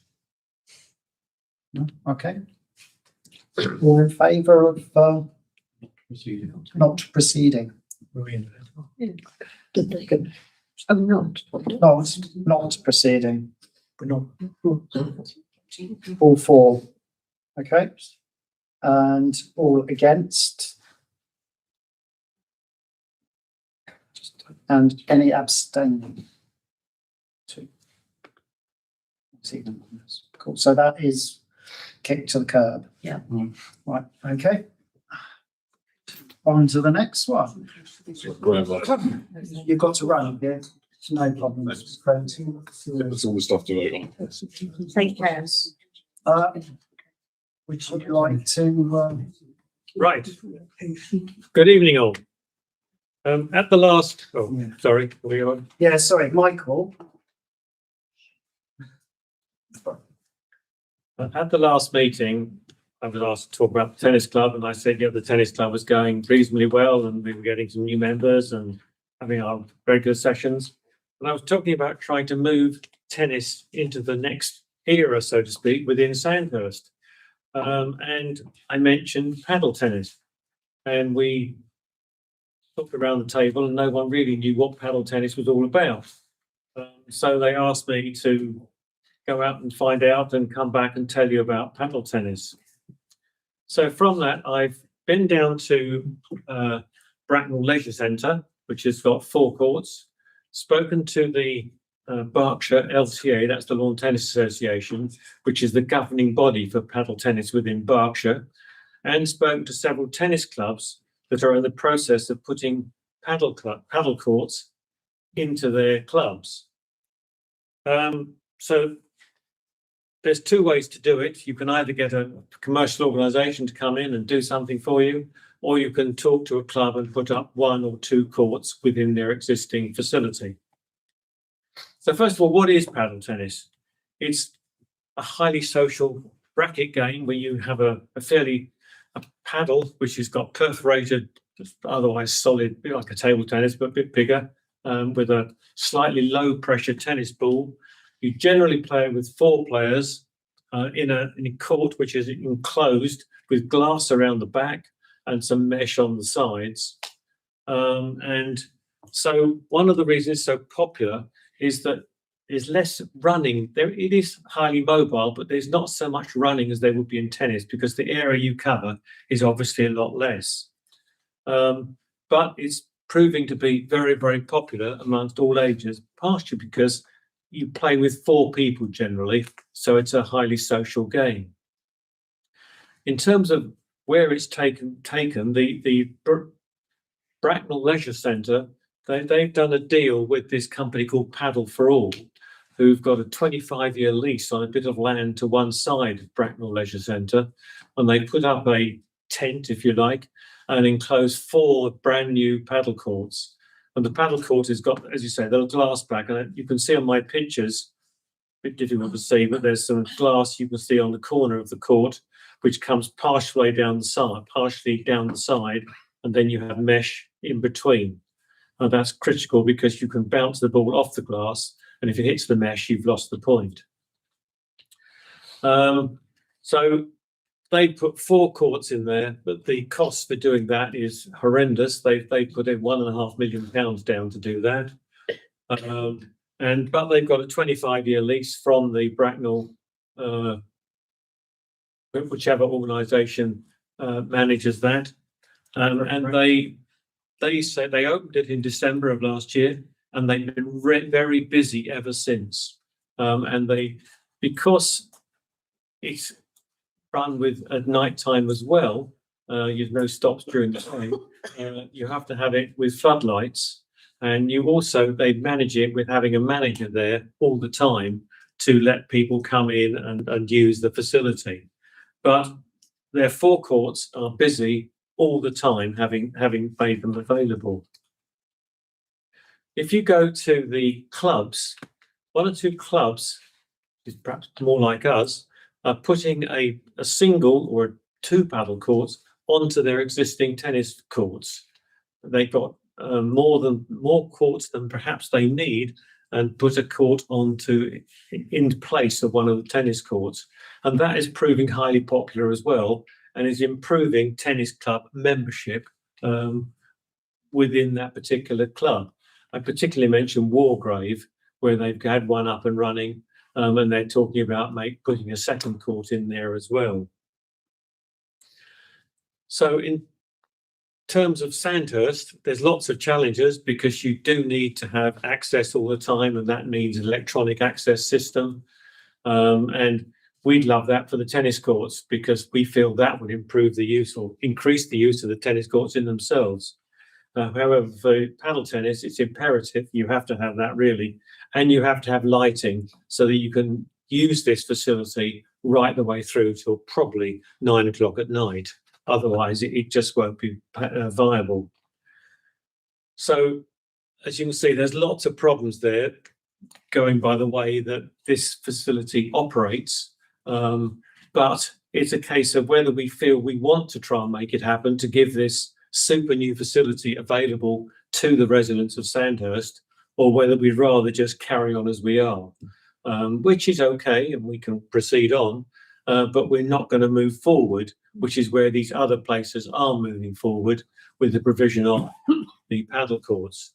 I mean, if you look online, there's all sorts of facilities being opened. The David Lloyd Centre up in Crowthorne has got several courts there, and there's several all over the place they're opening up. It is really the coming thing at the moment. But at the moment, Sandhurst is not participating in that. Okay, thank you. And I hope everyone's had a chance to read the report. Well, I play paddle, and it's definitely the sport that's going to be it's up there. It's played on the continent all the time, and there's so many clubs around here that are opening. And it appeals to a lot of people, not necessarily tennis players, because really everyone can play it, I think. But it's a fun game and it's good. So I would definitely advocate it for Sandhurst. I think it would bring in a lot of people. I think it's a wonderful thing, and actually, yeah, I've seen a lot of people, Yeah. not just on the continent, but here. I stopped and Oh, it's watched everywhere. over at, It's really, you know, Bicol Reef, David Lloyd or whatever they are. I play up at. Playing there a bit. Yeah. But there are some pretty big challenges, I think, around But the managing of it. But another company could be an interesting point. A company to do it could be. The problem is they wanted to come in big and have a big facility, as you saw in my pictures. That's the one in Bracknell, and that's 4 courts, and it's running a commercial activity on our park, which I know is not the ethos of the Sandhurst Town Council. And we looked at the floodlights as well down there before at the tennis courts. And we didn't go along that again for a similar kind of, because it's difficult to manage out of hours. So yeah, but anyone, any comments? That's my only. I would be all for it. I think it's fabulous, but my only concern is the management side and the floodlighting. You're first, I think, and then Councillor Birch. I'm hearing, and thanks, because we did send you away to come back, and that's a comprehensive report. It's a bit like,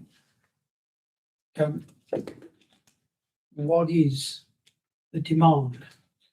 there would be. There would be. Well, and every time we get asked for it, we get told there will be dirty there. So should we not ask locally what the demand is? Sorry, Councillor Quigg, you had a point. Thank you. I thought you were going to preempt one question then. Sometimes we do. It has been known. So is there an ask from the club that this is something that you want to do? Or is it that this is something that you're investigating and are we receptive to it? No, the club is not asking for this at the moment. From the last meeting, as I said, So it was I was asked by the meeting what if I could go away and come tell you what paddle tennis was all about. And I've done that today. And the question then is, does Sandhurst have any interest in trying to get involved in paddle tennis? Or do we just want to stay as we are, stay as a tennis club? Does the tennis club have a view? That's true. I appreciate that. What would you like us to do? Yeah. A tennis club? Because I was just providing information, I have not gone to my tennis club and asked them as a whole whether they're interested, because I didn't feel that was fair. I was just asking for information to you guys. Okay. If we think we want to take it forward at all, I will go and talk to them and see if they're interested in it, and then come back and report. But at the moment, I haven't done that because I didn't want to preempt things. Personally, I'd like to go even wider than that. It sounds very interesting. What would be the anticipated costs to make? I think I put in a figure of about 60-odd thousand pounds, but I can do a more detailed. Walgrave have given me some detailed costings, but we'd have to do a bit more detailed costing on the lighting. Yeah, it will cost substantially more because we looked into it, because we don't have electricity out there. So we would have to have quite substantial work done. No, I just said 60k for the courts and then the lighting on top of that. Yeah, I mean, a possibility regarding the lighting could be to use solar lighting, couldn't it? Charge during the evening, charge during the day, put it in a battery, use it in the evening. So for the next steps, just consult with the club. I think. So my comment was going to be, you've got 3 courts at the moment. You'd be down to 2 if you put one as a paddleboard. So your members may not.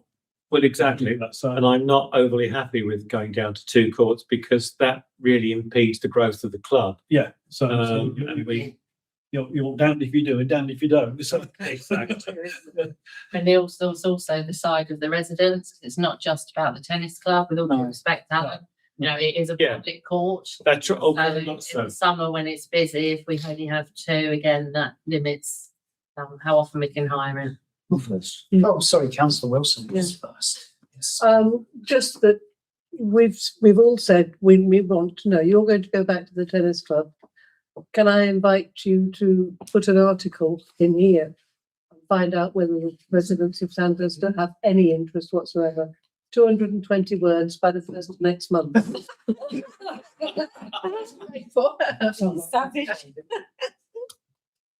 I was brief. I definitely think a public consultation. Michael, sorry. With the costing that you've got, are we actually talking about an enclosed building which has to have a roof? No, it's an open, this was Wargrave, which is, they've just used an existing tennis court. So if it rains, then You don't play. That's The same as we don't play here if it rains. Well, we do to a degree, but if it really pours to rain. They've given what about the extended hours, but even with the lighting, would there not be an advantage of actually providing the weather protection? Yeah. For it? I think going to a roof, Fine. any sort of enclosed building, the costs would go up. And the problems of putting such a structure on the park here, I just thought, Except of course you could use it all year round, whereas in the winter it rains. yeah, it's just I think you have to ask Ange whether the choice or chance of putting such a structure on the park would be viable. That's an engineering question. No, you can do it. It's a case of whether the park would, whether the council would accept it. Owlsmore is, by the sounds of it, out for that sort of thing. We don't want it. We told you that. So, does anyone else have any questions? Sorry, Of course. Comment was that if- Come in sport.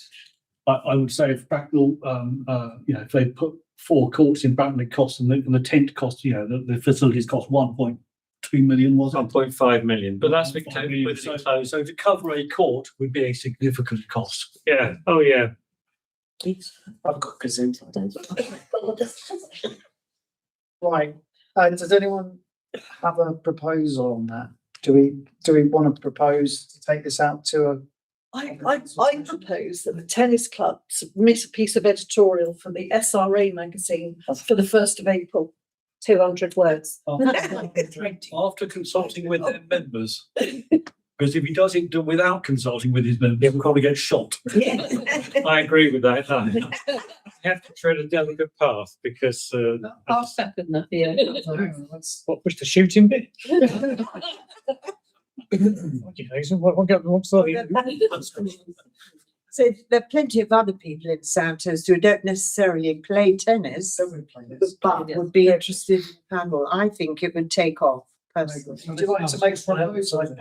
No, not really. I'm just suggesting. These already proposed. Happy to second that. Hazel. Okay, all in favour? Any against? Any abstaining? I know everyone's voted, but I have to ask. Good, okay, on to the next one. Agenda item is press and publication forward plan. To review and add leisure elements, press and publication plan as required, and to receive an update on recent press articles. Anything? Not aware of any precedent. Nice, okay. Councillor reports, any councillor reports? So let's start here. Sorry? Oh, guys, can we, sorry, please.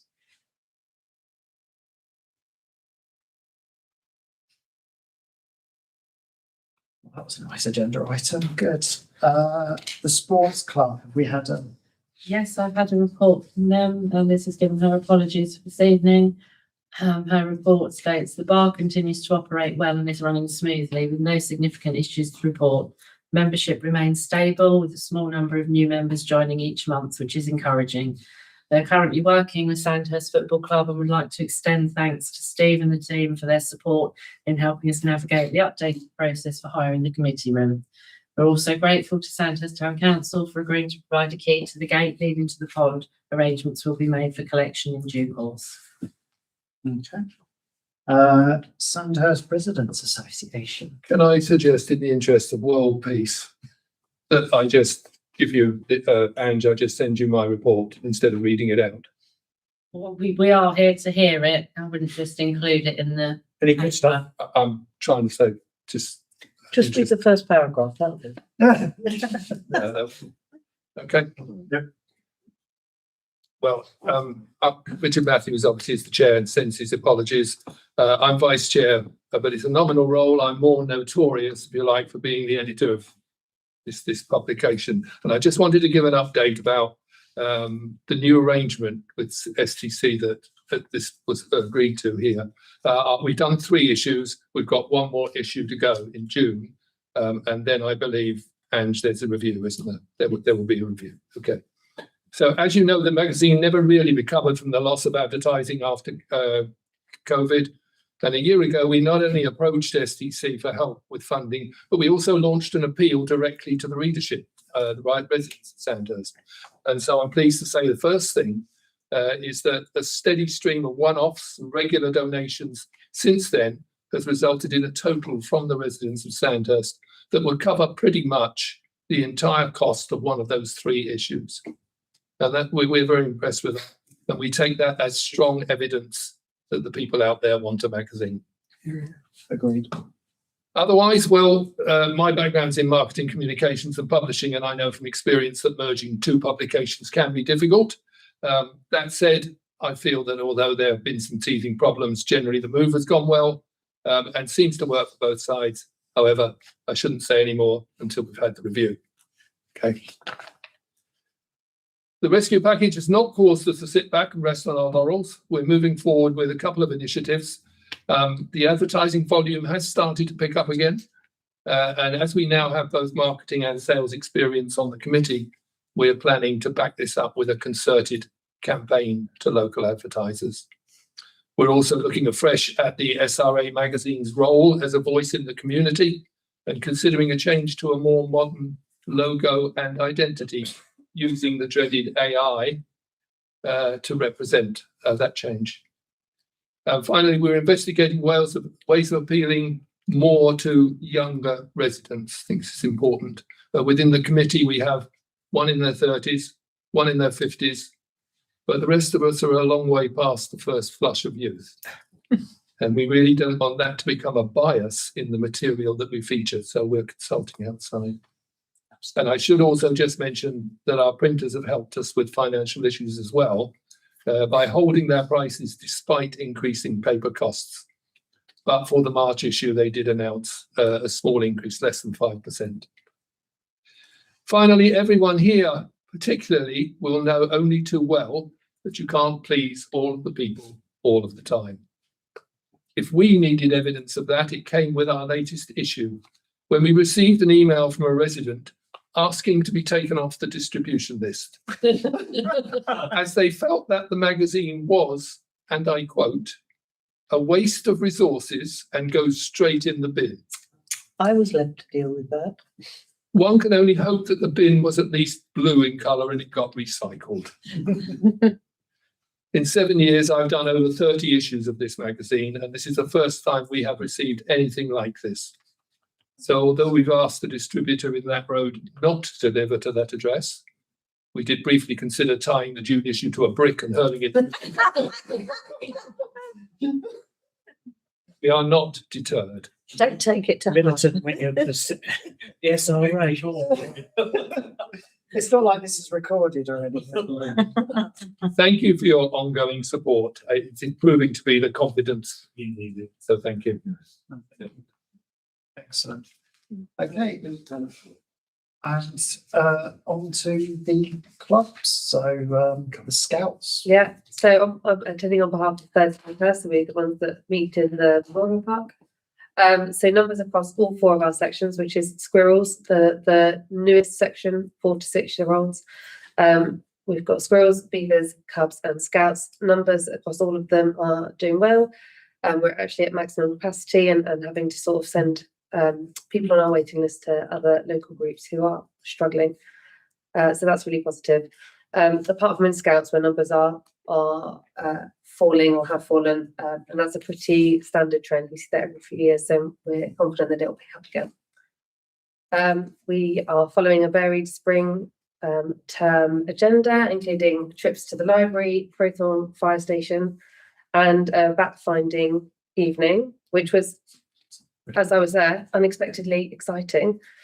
And the adults were far more entertained by it than the children. Last time I mentioned some refurbishments that we're planning to do to the toilets. We're still trying to raise funds for this. But we also need to do some improvements to the electrics and solve some damp issues as well. So fundraising is ongoing for that. We have a big work party for all parents and anyone else that would like to help out on Saturday, 28th of March, to get the wider compound in shape so that we can safely have campfires over the summer term. And we are doing a big family camp mid-June at Earlywood in Ascot for all sections to try and drive more volunteers in our parents. That's it. Thank you. Marvellous, thank you. And from the cricket club, obviously we've brought the sun back. Yeah, thank you very much for Season's that. on its way. So we're beginning to become a hive of activity now. We've got our Get Set weekend coming up, which is a general sort of refurb of the cricket club in preparation for the season. Membership numbers are stable. It's been a bit slower in terms of sign-ups this year, but we think that's probably related to the cost of living situation. The very good news is the guys turning up to repair the scoreboard next Thursday. And so if you see a strange man with a banner, in essence, he's taking out the old analog numbers and replacing them with digital boxes. Okay. So the bright orange lights over. And apart from that, everything's sort of reasonably smooth sailing. Dennis? Yeah, well, we're looking forward to the summer. I'm glad you brought the sunshine, because we will start our Tuesday evening sessions as of April, I think, when after the clocks go back, and we're looking forward to that because going through all this wet period has been a bit challenging, that's for sure.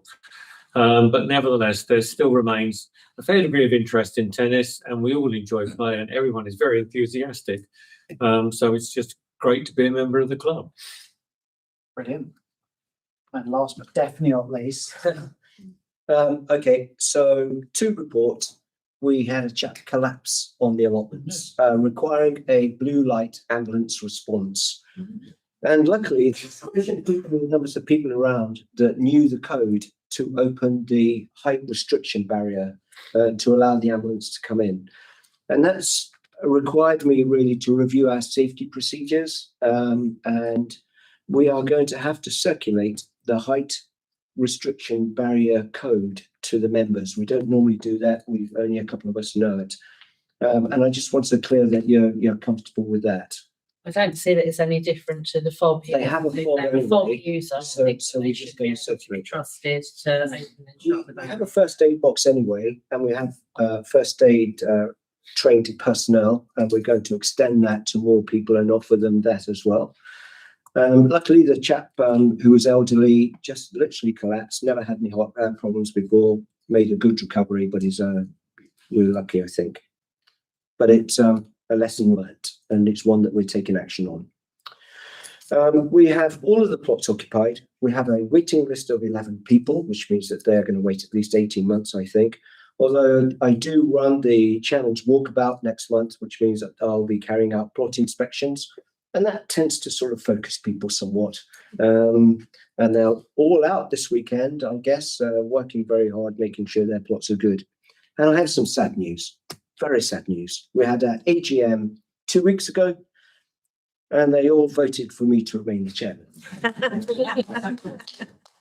So I have to struggle through for another year. I knew they would. See if I could offload it sometime this time next year. Yeah, that's it. and you ruined my leisure report because I said there was a waiting list of 6. Yes, 11 now. It's up to Because 11. they're coming out. Nearly Once the sun comes out, Sunshine. Yeah. once the sun comes out, Monty Don's back on the telly. Everyone.